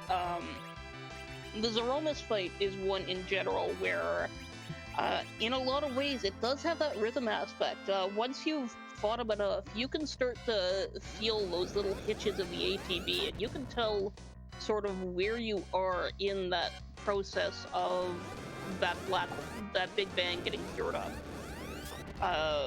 So if you can read that, if you can keep your pace up, this is safe. It's not fast. You don't want to have to do this, but you have to actually have the skills to get there first. Yeah, both these runners very skilled. moonblazewolf showing, really doing a clinic on this encounter. So 2 things here that are really in his favor. First of all, Palom survives, giving us all 4 party members besides Sid to be able to cycle through. Palom particularly is good because Virus, he can either direct attack, or once you're kind of at the 45,000 hit point mark. You don't want to spill over. Palamon's now reflecting onto himself. And the second thing is that there are Cure 2s in his inventory, or Cure 3s. The Cure 3 is able to get up party members back to above 1,200 hit points. I actually think he is going to get through this without any trouble at this point. Yeah, it looks like he's willing to sacrifice the Paladin. He hasn't wasted one of those Cure 3s on him. That's fine, because he's only got the 1,100 hit points, just shy of that. But that's fine. The remaining characters, yeah, we're gonna pick him up back after, but we're not gonna worry about trying to keep him up. And that I think is a solid move there. And I'm actually really excited to see the 1200 on display here. It's something I've been wanting a good example of, in particular lately, because, you know, with the ladder lately, I've been wanting to practice this. And looks like Vitasia is through on his D machine. Gets some hourglasses for his trouble. And it's 55-57, not worrying about doing the undershoot on that. He's just gonna steamroll his way out here. Palom unfortunately taking the counter nuke after getting picked right back up, back on the ground again. Kane is gonna go pick him up. I didn't see how many Star Veils are left. He did buy 7 of them though, so yeah, there are 3 left at this point. Yeah. Rosa and Cecil able to Star Veil back up. There is sort of a tempo loss here because of Palom getting knocked down, not being able to reflect from that crystal use. There could be a small world where Moonblaze isn't able to deal enough damage, but with the 4 party members up, I think Zeromus is very, very close to dead. Yeah. And welcome, Free Enterprise. Welcome to 1200 HP strats. Yeah, and oh, this was a free fight at Elements. Vitasia gonna use one of those hourglasses he just got and just stone these guys. There's the shake for Zeromus. Will the Big Bang come off? Kane is at back up to full hit points though. We'll be able to power through if the Big Bang comes off. There's a nuke getting reflected. Is this the kill shot?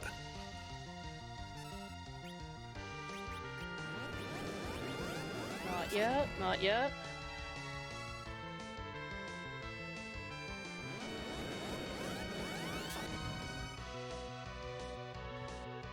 Kane getting targeted down. That's not what you wanted. Kane will go down. The Big Bang will go off.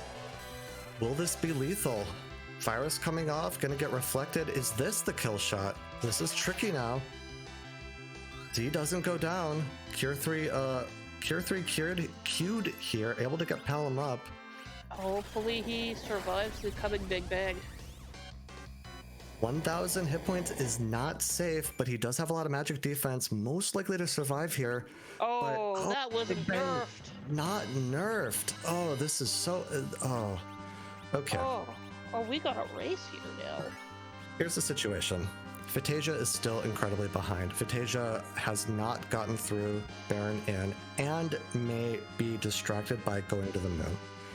Moonblazewolf is not out of this by any means. I actually don't even think this race is close yet. However, 1200 HP strats are very slow. Very slow. If Vitasia makes the right checks, and if Moonblazewolf is caught off guard again, like what happened at this encounter, Vitasia could be in the race still, but things have to line up really quite perfectly for him for that to happen.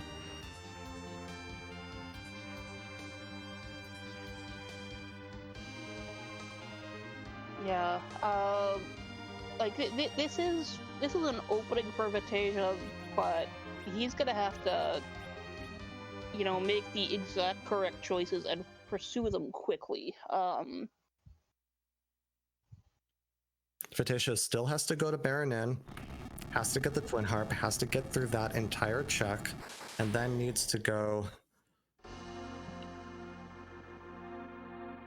It was the tower key that had... It was the tower key that had the Legend Sword, right? Yes, yeah. So, Okay, so you have to do Luca, which means you have to do Demist at the queen spot in the Fey March. It's a long chain. It's Demist into Luca key into tower key. Vitasia will probably be distracted by the top of tower. yeah, Not but it looks even like he's staying on gonna- Earth. He's staying on Earth.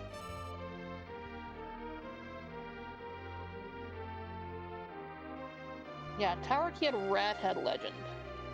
No, Vitasia going back in. Looks like he just wants to heal first. Gonna stay on Earth, go through his Earth checks. Yeah, he doesn't know that is the correct move, but that is the correct move here. Indeed, it is the correct move in the way that it is a path to go mode. With us, of course, having Eye in the Sky knowledge, we know that he needs to head to Baron Inn. He needs to do actually the D-Lunar encounter as well, and then he also needs to do that D-Mist. So hopefully he'll get through both the encounters here. D-Mist is an objective.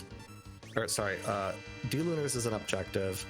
D-Mist will lead to an objective, and then Baron Inn. He knows it's there. He knows with this power level of his party, it's very easy now. Yeah, He does exactly those things, which is somewhat likely that will put him in the path to go mode. It's really up to what Moonblazewolf does here, how this fight goes for him. This is... I'm on the edge of my seat. yeah, like I don't know this about is you. exciting. Yeah, because to answer in chat, 1200 hit points threat will, depending on what you're supplementing with, you're looking at a 10 to 15 minute fight. We've got the viruses going out, so this isn't the slowest possible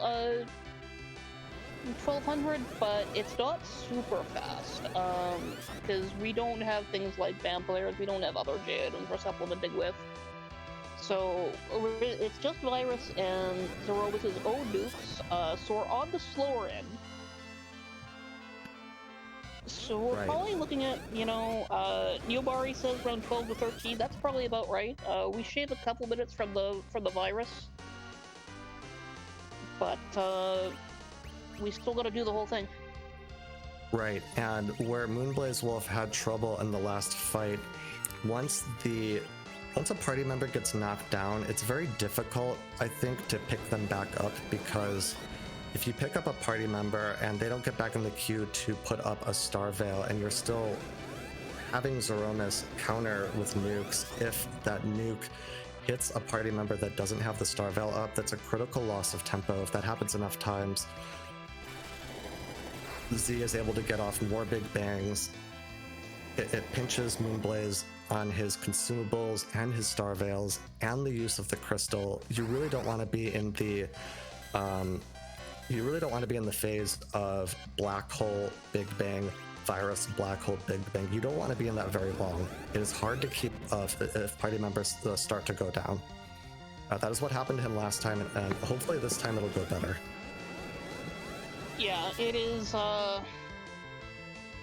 yeah, like, once you lose control of the Zen fight, and this will happen in pretty much any strat, if you lose control of the fight, it's very hard to recover, just because Zeromus does not stop.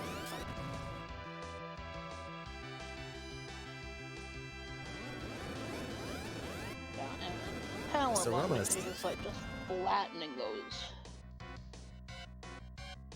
Zeromus, guaranteed non-stop action for your enjoyment, or really his.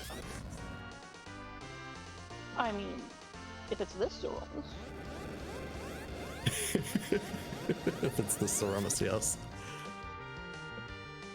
Vitasia gets the double too on the frogs, which is very nice.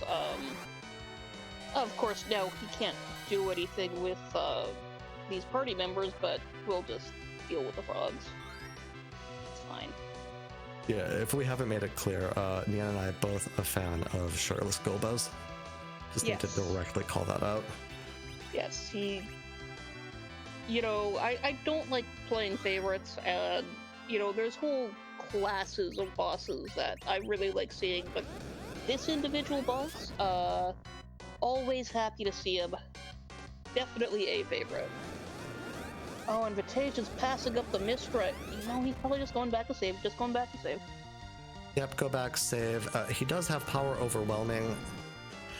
It kind of walks away from the save point. Oh, Maybe no, looking to... Wait, no. no, I think he wants to heal up first with the N, yep.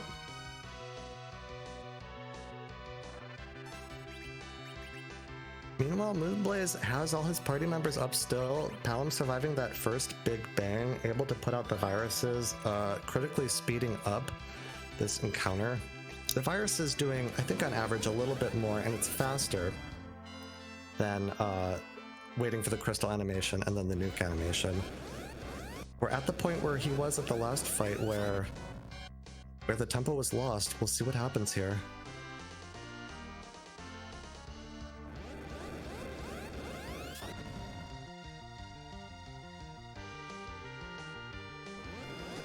To answer a question in chat, I do not think that Vitasia saved. He might have when my eyes were off of his screen, but he has such power overwhelming that he really doesn't need to. Yeah, he didn't go back to save, but frankly, his saving there is a timeless, so I wouldn't worry about that. He's not gonna lose this fight. Big Bang coming out, Palom is gonna go down, 3 party members left up. Okay, that's fine, and looks like we are leaving him. Crystal's out, we'll get into the queue. Zeromus will use a black hole at some point during this. But that's one counter nuke. This could be the kill shot. I believe it's got to be rather close. I think the most important tool you need for these strats is a calculator. Yeah, trying to count all the damage, not an easy task. I do not do math in my head very fast at all. Yeah, I could do math, but I could do math in my head, but 4-digit addition, I'll pass. Yeah, even trying to approximate it, by rounding up, just to be on the safer side. So, No. here's trouble. Counter nuke comes out, the black hole happened, Rosa goes down. Rosa is our healer. I don't know if Moonblaze, he's got 1 Cure 3 left, opting to life up Rosa. Needs to get up those Star Veils immediately, needs to get up the Cure 3s immediately. Yeah, I'm immediately dropping a Cure 3 on her. There's not a lot of time here. He needs to be able to get up. At least Rosa will survive, but he also needs to get up a Star Veil and nerf a Big Bang. I think this is. I think we're in trouble here. I hope he proves me wrong. Yeah, this could be iffy. 2 Star Veils up. Needs to get that nerf. At battle speed 6. There is time to do it right now. Gets out the crystal. The shake has to happen first, though. Oh no, the shake happened before. No. Oh, gets the wipe. Oh. Yeah, Moonblaze needed. Vitasia was desperate for this. He's dialing battle speed back up to 1. He's going for a grind now. Yeah, he's gonna take some bosses. This makes a lot of sense to me. I'm gonna go back actually to one of my own races. I ended up in a very similar situation. I was trying to do what we call a Fu and Friends, which is like 1200 HP strats accelerated by Fu. I was doing it much worse than Moonblaze is here. And after a couple times of that, I said, you know what? I'm done butting my head up against this, and I opted for doors. Moonblaze opting to take random encounters here. Some of them are not worth a lot of experience. There's the Tricker here, there's the Defossils, but finding a King Ryu is pretty good. Yeah, he's got a couple hourglasses, so I'm probably just fishing for some dragons for that. My guess is that, he's just going for a bit more of a hit point buffer on Palom here. Yeah, actually, you could also get Sid up to 1200 hit points. Will be very slow with the Cursed Ring on, but that's still a 5th actor in the queue. Might be just the extra punch that he needs. Vitasia, in the meanwhile, heading to the moon. He did get that Luca key, but opted not to follow it.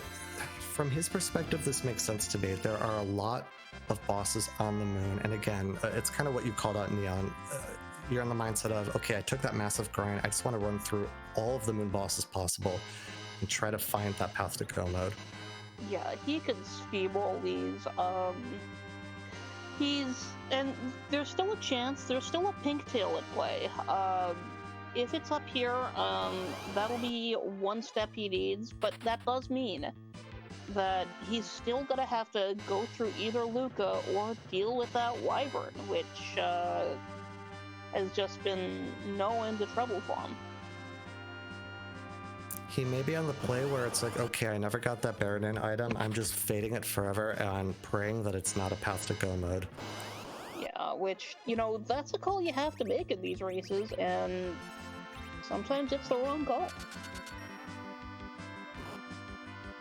It may end up being correct enough if he finds the pink tail here immediately and decides to follow that Luca key. I get a feeling he's going to clear this entire moon, though.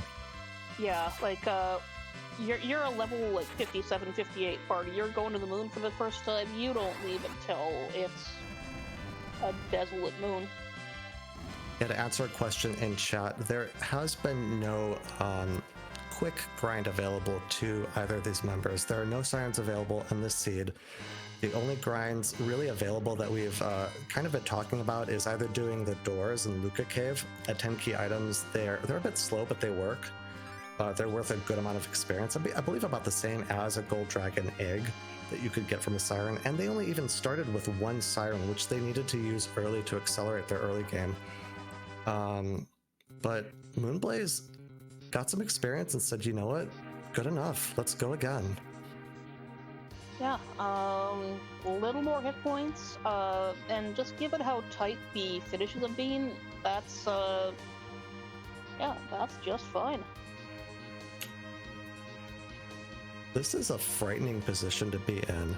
You're an hour and 48 minutes in. You've struggled all the way throughout this seed, and I mean this for both runners. And again, these are very good runners, but sometimes these seeds just throw you a curveball that just like can take anybody off guard. So you're moonblazewolf, you're an hour and 48 minutes in, nobody has dot done. You've wiped twice to 1200 HP strats. This is a critical moment. Yeah, like, you've got to Will be he be able terrified. to get through? Yeah, Absolutely. like just going in at 148 with 1200 and not a higher level party, that's got to be nerve-wracking by itself. Because at that point, you're like, oh my god, my opponent must have some more levels. Their fight's going to be so much faster. And I mean, if Vitasia can get to the fight while the 1200 strats are still, squirming and thrashing, Vitasia's Zeromus fight will be much faster and easier. It will be incredibly fast, probably not more than like 4 minutes.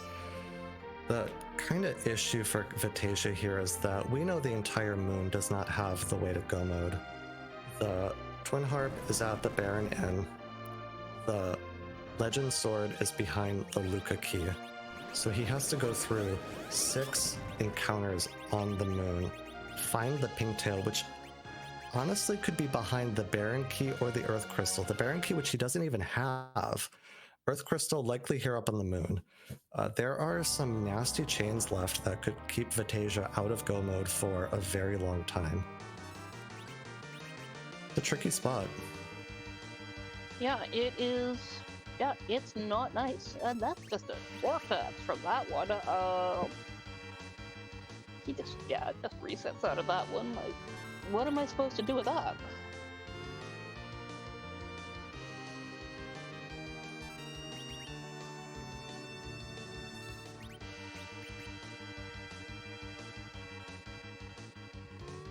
Oh, wow. Oh. Taking a moment to like catch my breath. This has been an exciting one. Wow, this is a lot.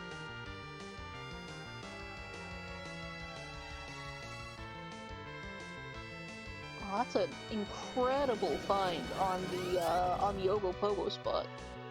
Yep. 1 hourglass, 2 coffins, 2 dead guards. Get through it very, very fast. Yeah, reflexively going for the life glitch on him. He doesn't need it, but that's just kind of what you do, because you have the muscle memory for that at that point. And to answer a question in chat on what I need to catch my breath on, yes. The seed and the Z sprite. It's been a wild ride. Yeah, like, I mean, if we're gonna be in a fight, in a Zoromas fight, for like, what, like 20 minutes, more than that, I can think of a worse sprite to do it with. There are many terrifying ones I would not like to see. Oh! I'll tell you that. Oh, there's a pink tail. Will that be enough to say to Vitasia, I'm gonna leave the moon, or will he take on more encounters? Another thing I want to point out here is that Sid at 1600 hit points, this is going to be a much safer 1200 hit point strat battle.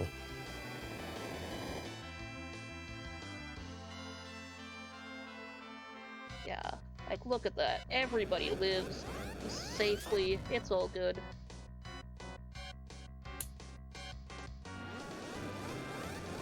Vitasia lifing up Tella. Looks like he's healing. I think he wants more of this moon. Vitasia did end up fading Baron in. That Baron in had a Wyvern at the first spot and then a Leviathan in the back spot. And the trouble that Vitasia ran into is that trying to get Wyvern at lower levels with Star Veils only left him up with one party member, and then at the Leviathan spot was just not quite able to gain enough tempo to get through the fight without dying to the Ice 2 reflex, or the Ice 2 spells. So after butting his head up a good number of times against that counter, I think he said, you know what, I'm completely off it. If go mode is at that spot, I accept that I will lose. And sometimes you just gotta make that call as a runner. Yeah, I mean, you gotta, that's how it goes. Taking on that Ogopogo one more time. Ogo's rather rude for this team. You're leaning on Palom to deal a lot of the damage, and without a White Mage, which the Rosa was from Baron Inn, the only White Mage really available in this seed, Tella, as the anchor, not really operating as a good White Mage at the moment, really pinched on both needing to heal in this fight from the double waves and the physical fights here. It's not an easy one for him, even at these levels. Yeah, just leaving the Sid down just make it easier to heal, really.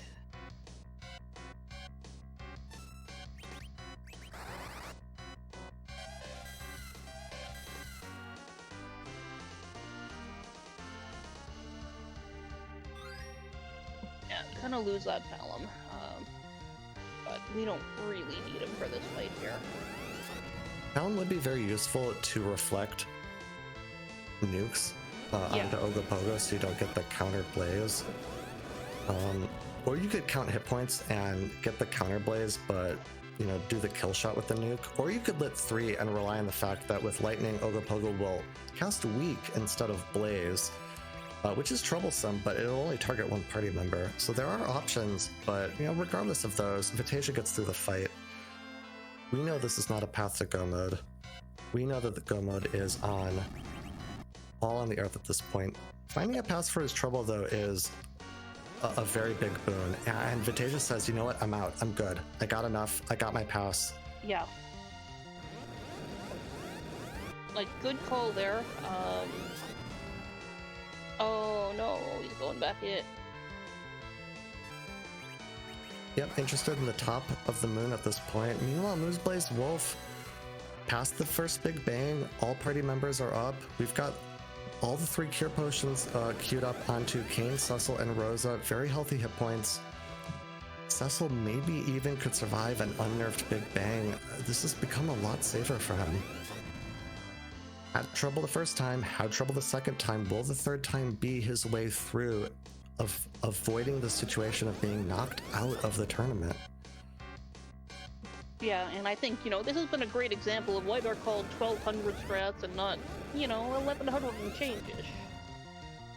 Because you can just see having that safe threshold there just makes so much of a difference just for the security you have and knowing that you can survive these things.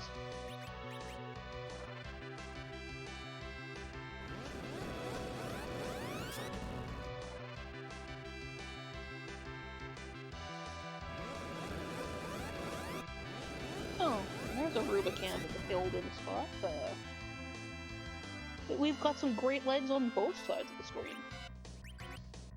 Full leg found, and Ruby is going to find out that Ruby can't survive this encounter against this super overpowered team. Bunch.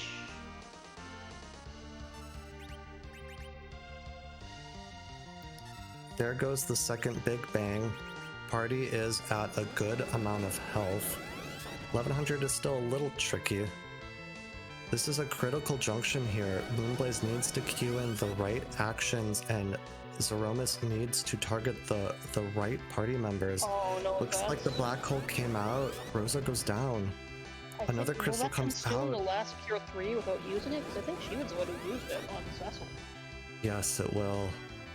Oh no, Moonblaze, unfortunately. So this is why we talk about how tricky the 1200 HP strats are. You need to note the critical timing of when you're using the crystal, when you're using and when you're using Star Veils. Wasn't able to get up either. I guess the Star Veils wore off. Is that what happened? That must be what happened.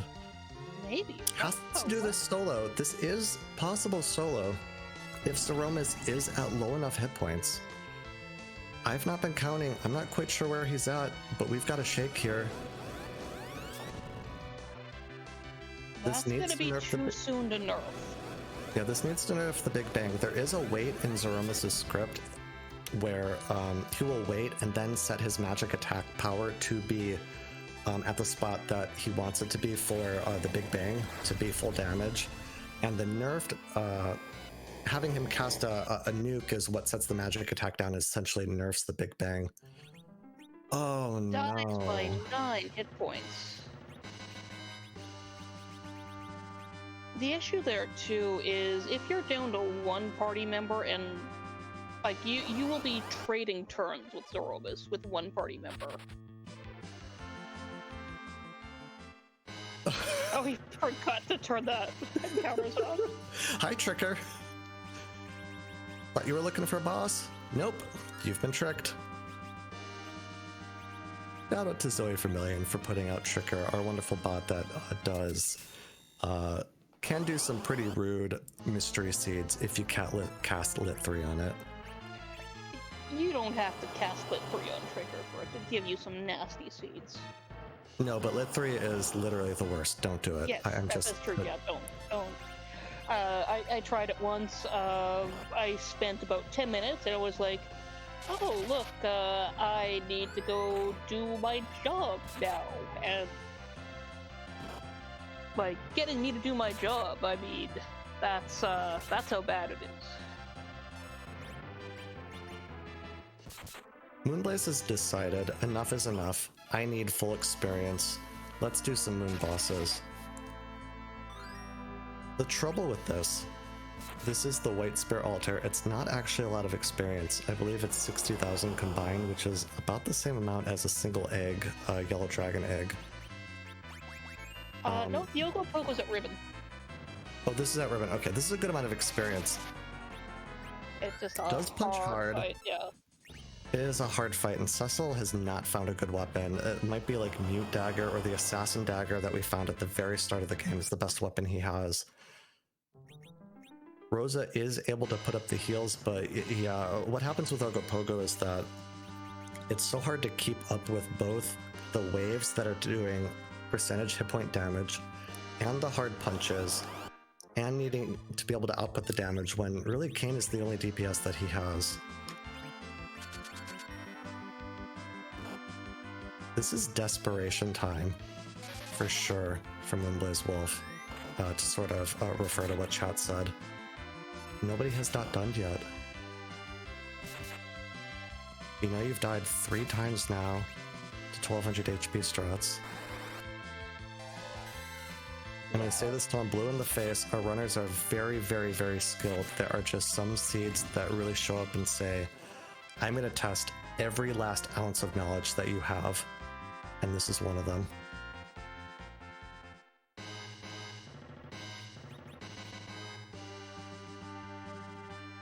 Yeah, this is not pleasant. Like, he has lost so much time to these, and Vitasia is, you know, Batasia's nowhere near Como. That's the Yeah. trouble also. yeah, This moon he's is gonna gaining get... slowly, but he's still all in on a faded, check that will do it for him. Yeah, and it's not from his perspective the wrong play. He needed to fade Baron in. From the runner's perspective, if you did not get through Baron in and your opponent has not done, you have to like assume that the goods weren't there. He doesn't know that moonblazewolf has lost 3 times to very slow wipes at 1200 HP strats. He has no idea. You kind of have to assume that your opponent, I mean, you know your opponent has run into some trouble. You're at the 2-hour mark, but I mean, it makes sense. Vitasia committed to this moon, heading over to K value. Yeah, like it. You know, like these are plays that make total sense. They're not bad plays. They're just not the right plays for the seed.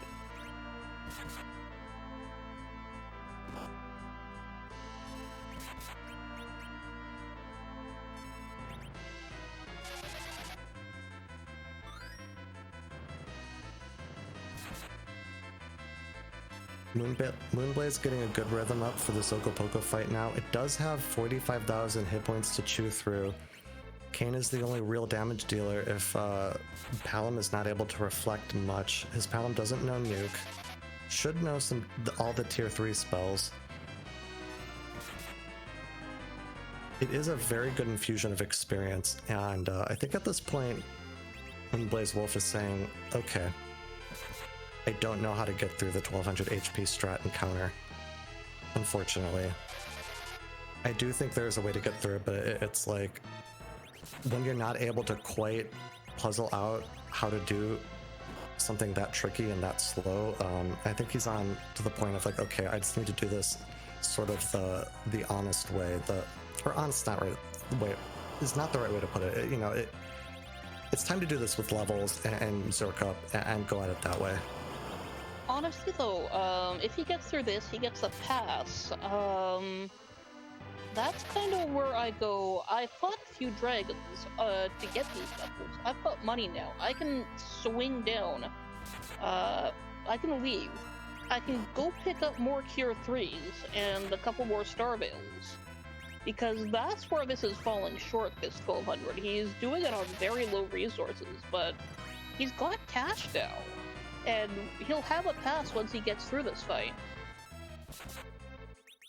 Very good point. He's got the cash, and if he can get Nuke onto Palom, which without picking up Palom, I'm not sure he's interested in that at the moment.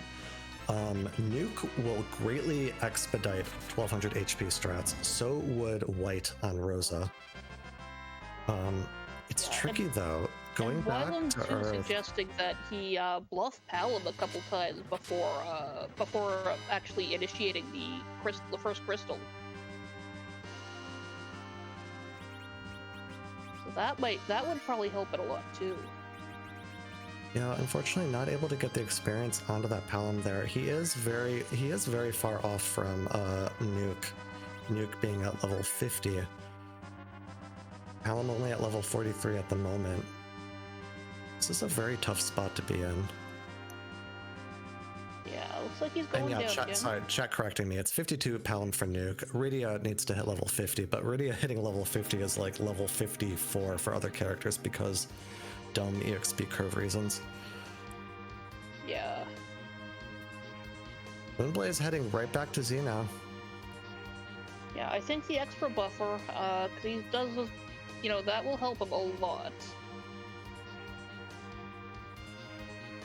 And I still think with the pass, what he wants to do is actually to leave and pick up more supplies. But, you know what? He's got more wiggle room on this too. That might just be all he needs with how close these fights have been. He still has, a chance as long as Vitasia keeps fading that Baron in. Yeah, the thing about going back to Earth is that Moonblaze has a good amount of Star Veils. He has a good amount of Cure 3s. He could use a few more, but Rosa also knows Cure 3. I imagine he's thinking going back to Earth is a big time sink. I know that there's a way through this. I just have to figure it out. Or saying at this hit point level, it's time to Zerk up, it's time to cast spells, because Rose is at a hit point threshold where she could start surviving unnerfed Big Bangs. Yeah, Kane and Cecil both will no matter what now. The main problem is that Cecil's wielding an Assassin Dagger. It will not be a fast C fight. It is not terribly safe. Yeah, so Rosa I assume is we're not still... Yeah. Yeah, sorry, go ahead. Yeah, so I assume we're still seeing the same strat, because we don't have the weapons for it otherwise. But, oh no, we're getting some Zerks off.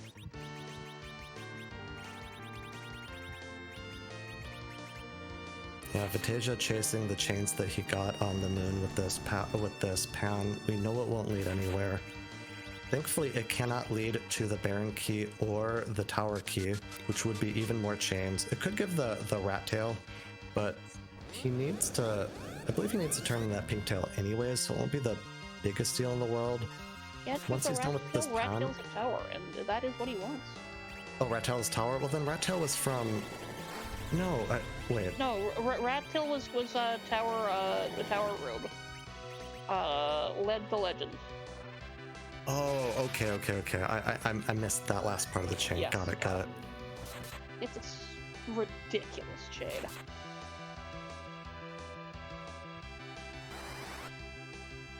Yeah, so he won't even get the rat tail out of this either. But Vitasia's finally at the point where all the chains... More ninja equipment. That's just mean. It is. Cruel and unusual.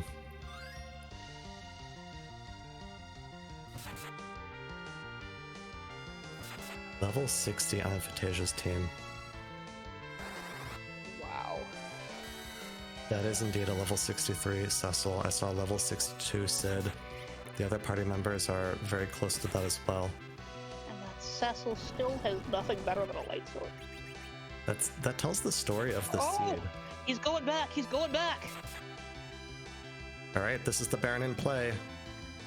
Meanwhile, moonblazewolf chewing through the Ceromus. It is literally slow as he casts the spell slow. Intending to nerf a Big Bang here. Doesn't hit Rosa, which is good, though Palom was ready to throw a Cure 3 pot at whoever was going to take it.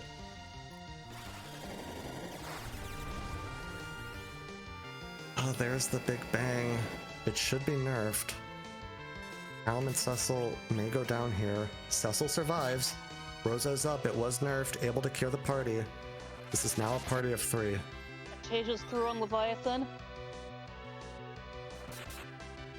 This is a fine situation for moonblazewolf. Palom not really a great contributor anymore in this fight. Able to reflect some tier 3 spells, but now we're at a point where we had the Bacchus wine for sale, right? Did moonblazewolf buy any? I don't think he did. That's going to be the trick now. There's only one white mage to Zerk, 2 party members, and depending on the battle speed... Okay, looking for... Looks like it's the Cure 3s in moonblazewolf's inventory. He's going to need to be able to keep up with Berserk and healing the party. That does pinch Rosa on turns very hard. Yeah. And at this speed, he may even need to have a consumable to get Rosa's MP back if he leans on Cure 4. Vitasia going to the Twin Harp and then running back. Pink tail. Okay, gonna turn to the Pink Tail first. Okay, you turn to the Pink Tail now, and then the Twin Harp will get you immediately towards Troya for better, drop him right quicker access, to go mode. Moonblaze, it needs to wipe here or have a very, very, very slow fight for Vitasia to be in it. If I am either one of these runners, I am just sweating buckets right now. I'm sweating buckets. I'm just watching this. Oh, and it's a Dragoon Spear. That's actually useful. Rosa lives. Rosa survives the Big Bang. Oh. Cure he's doing 4 is off. It's not a lot of damage. I don't think we're near Rock's phase yet, but surviving for now. Yeah, another black hole. We're getting closer, but we're not there yet. Like the black hole in the Big Bang black hole meteor combo is real. It is not your friend.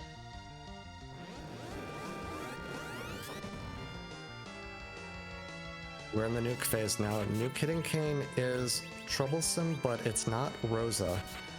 Rosa getting targeted down into a Big Bang would also be trouble. But we're in the second phase. Zeromus has tipped hit points. Yeah, so we're just going for it. We are in danger of the dreaded wombo combo. But with the healing we've got, it should be fine. But Vitasia is gaining ground slowly. Only dealing 3,000 around at Zeromus. This may be an uncomfortable place for moonblazewolf. It certainly would be for me. This is not a typical Z fight whatsoever. Yeah, I am not big into healing during this fight a lot, just because, again, if you let the fight get out of control in any way. Rosa needs to survive. Come on. Oh, Rosa it's good! survives. It's a low roll. But Moonblazewolf still in sometimes you it. gotta heal. Oh yeah, you got... There's Oh medium... no, Oh Rock's no, coming out. no.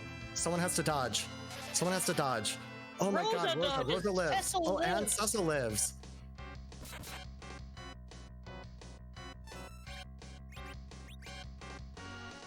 Dealing was the saddest 720 hit I've a ever turn. This is the saddest power couple moment, but getting a Zerk onto Cecil. Oh my gosh. Yeah, Rosa we're fine now. She's just gonna... Rosa dodges. Yeah, There's still this up is to so tough. 12. There's still up to 12,000 hit points in this phase. Yeah, but with the heals off, all that, this is back under control.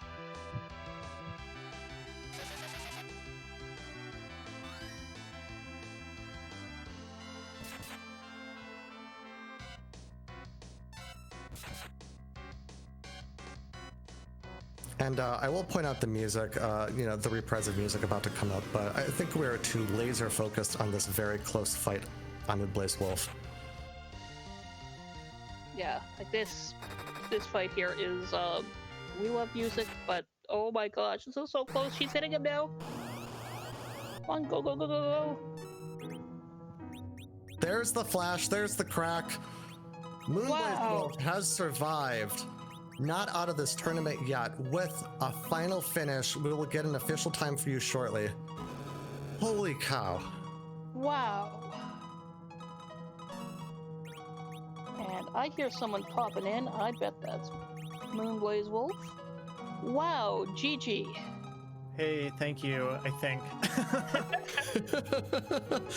Yeah, wow.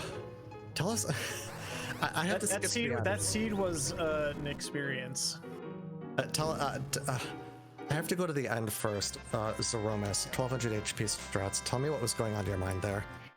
I thought I knew how to do that, and clearly I'm wrong. Or I thought I could do it without like vampires, and clearly I can't. So, yeah, it's just frustrating. I tried to iterate it a little bit each time and figure out a slightly better way to do it, and it just didn't seem like it was gonna go.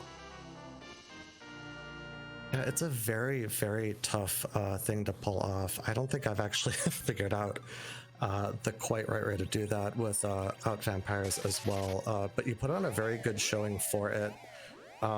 Some of them, it's just sort of the nukes that go your way there. But anyways, my next question is, just tell us about the seed in general for you, kind of how is your mindset throughout it? Yeah, I think going in, so game one, I played very conservatively and it totally bit me. So my general mindset coming into the race tonight was, I just want to play to win. I just want to play aggressive, and if that costs me, I'm willing to accept that. And early on, it was a really tricky start, but I didn't overextend, and I was really happy to get underground when I did and figure out that the Fame Arch was just loaded with the bosses. And then I spent probably 5 minutes or so in Kaipo cutscenes of various kinds, kind of getting characters and stuff. So between the package and the Sand Ruby, there was a lot of time to think just kind of about that 30-minute mark.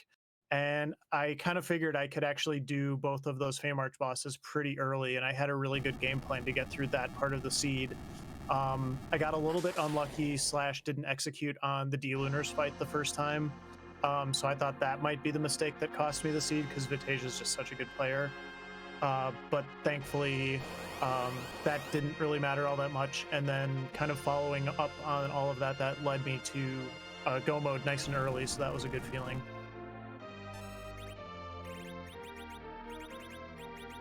Yeah, like you're handling a lot of that stuff early on was really nice. Like that was sad about the frog going wrong, but once you actually got through all that, that was very nice.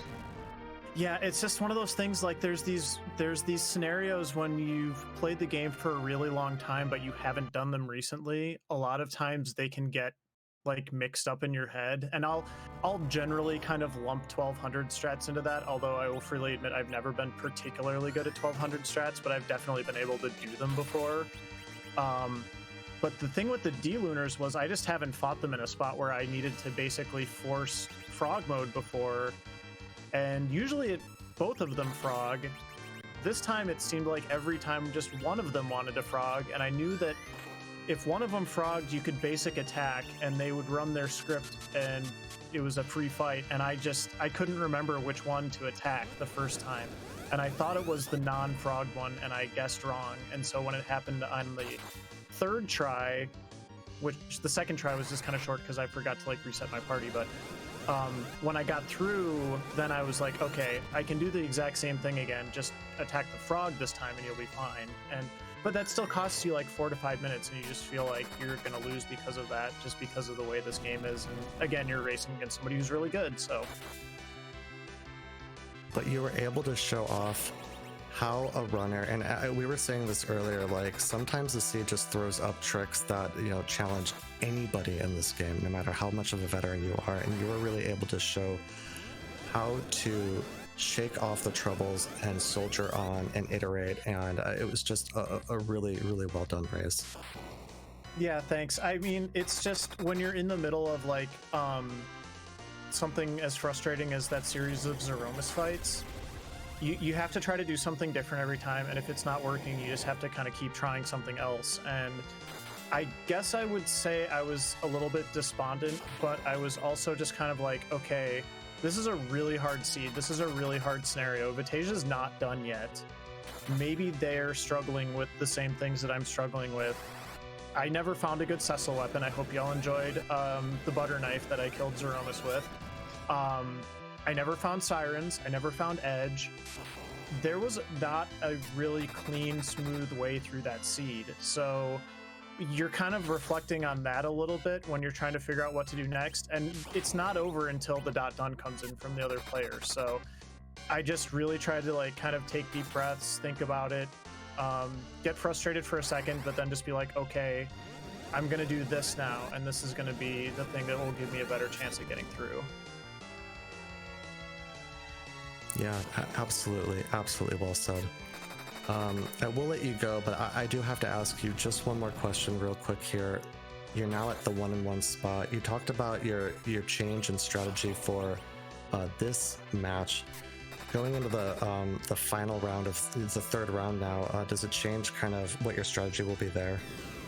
It's hard to say. I think I had that period of self-reflection after losing race 1, which for those who missed it, it was basically just get to the moon, go top down or bottom up, and I guessed wrong, and Vitasia chose the other option and guessed right. So I wasn't too frustrated, but thinking back on my play, it was definitely just like, I'm playing way too safe right now, and I'm going to give somebody a win when I can play better and I can play more aggressively, maybe take a couple more chances, or just kind of go with my gut and don't just be playing in safety mode all the time.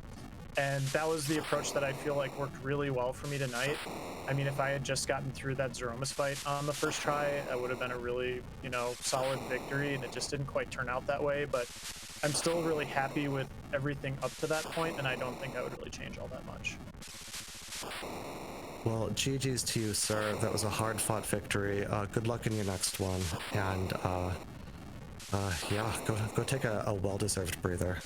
Yeah, thank you, and thanks everybody for hanging out and watching the race. I hope you got a lot out of it, even though it was really difficult for us as runners. So, I mean, I just really appreciate everybody who took the time to watch us and call the race and be here volunteering. So I'm gonna go relax a little bit, and GG's Vitasia, I'll see you again soon. Take care. Yeah, GG again to you both.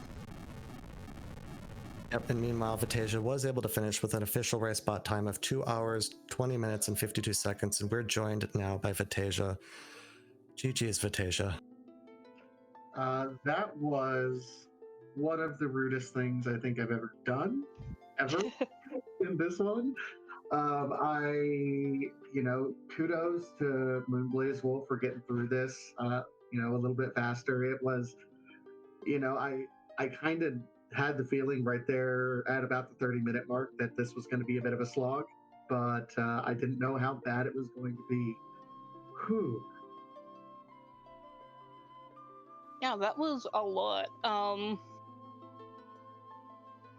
That wyvern in particular was not your friend.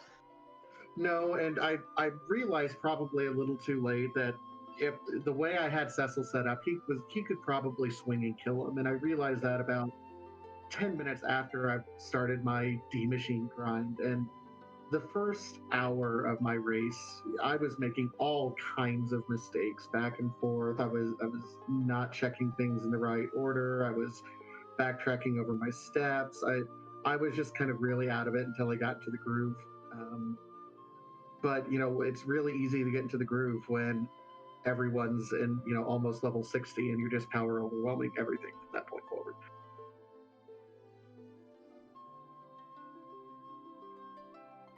Yeah, that D machine in particular, just tell us real quick, like what you were thinking about when you headed up to the giant, at the point that you were at in the race.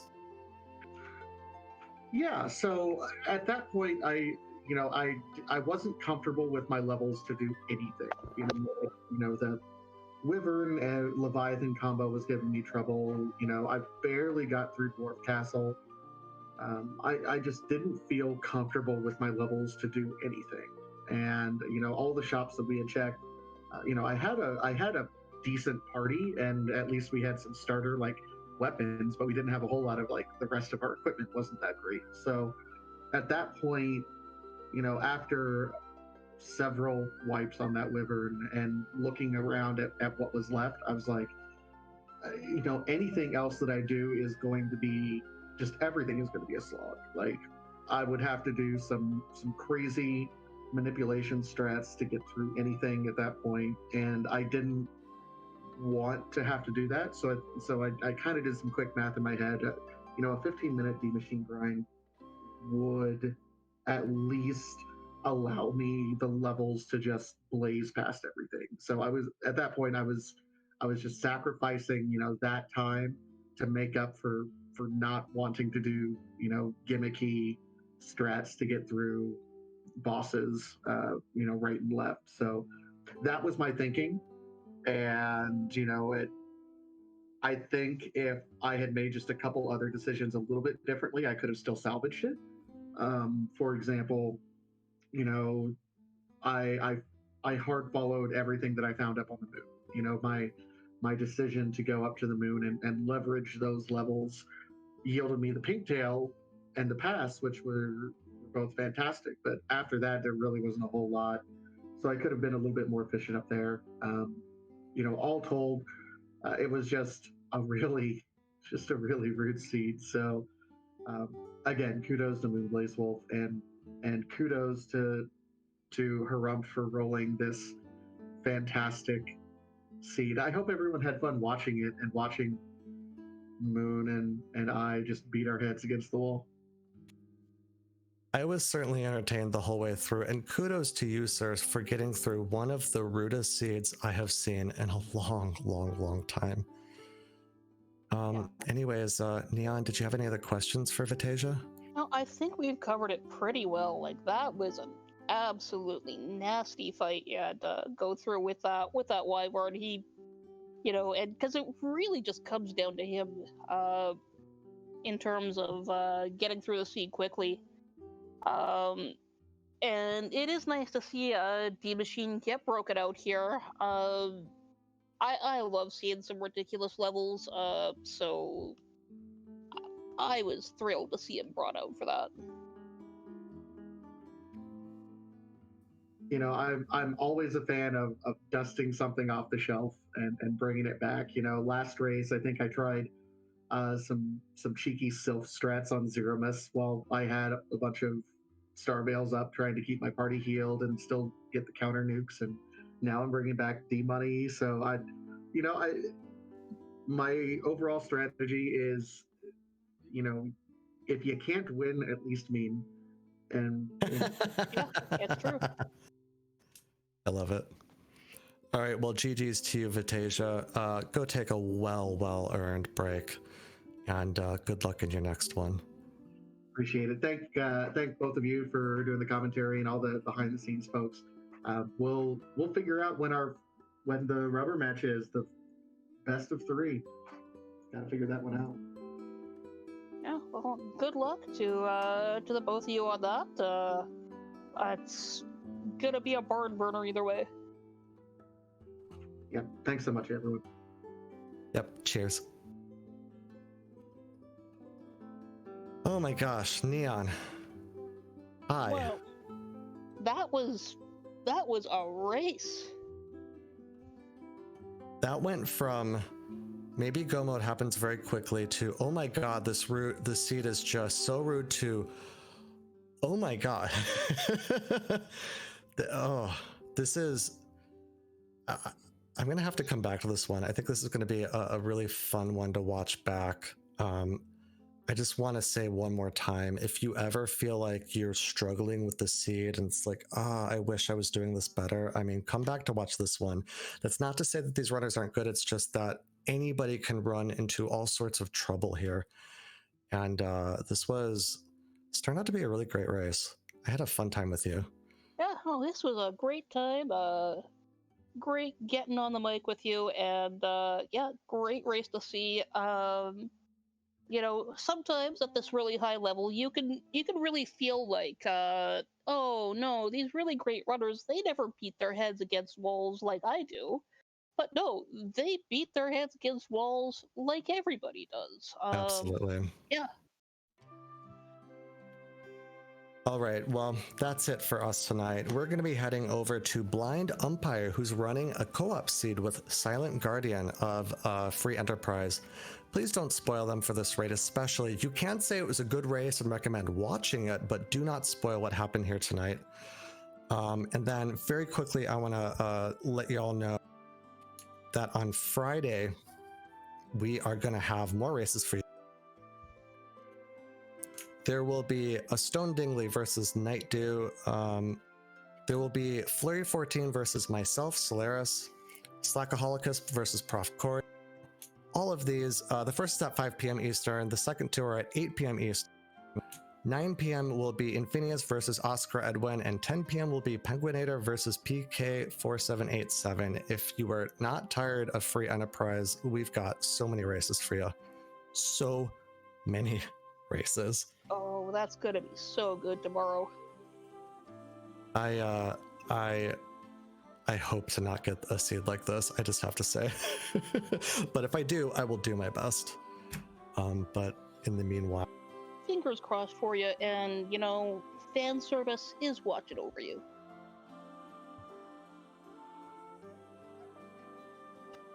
Gotta do the raid. Hold on a moment. Forgot to do it. Do.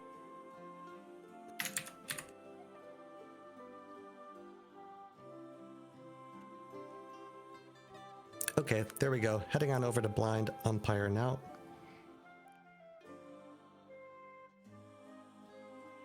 All right, y'all. Cheers.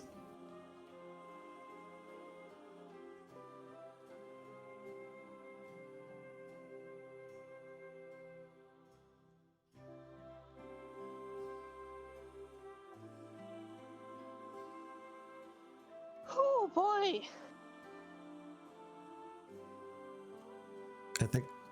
I don't know. Harumph, are we still in the air?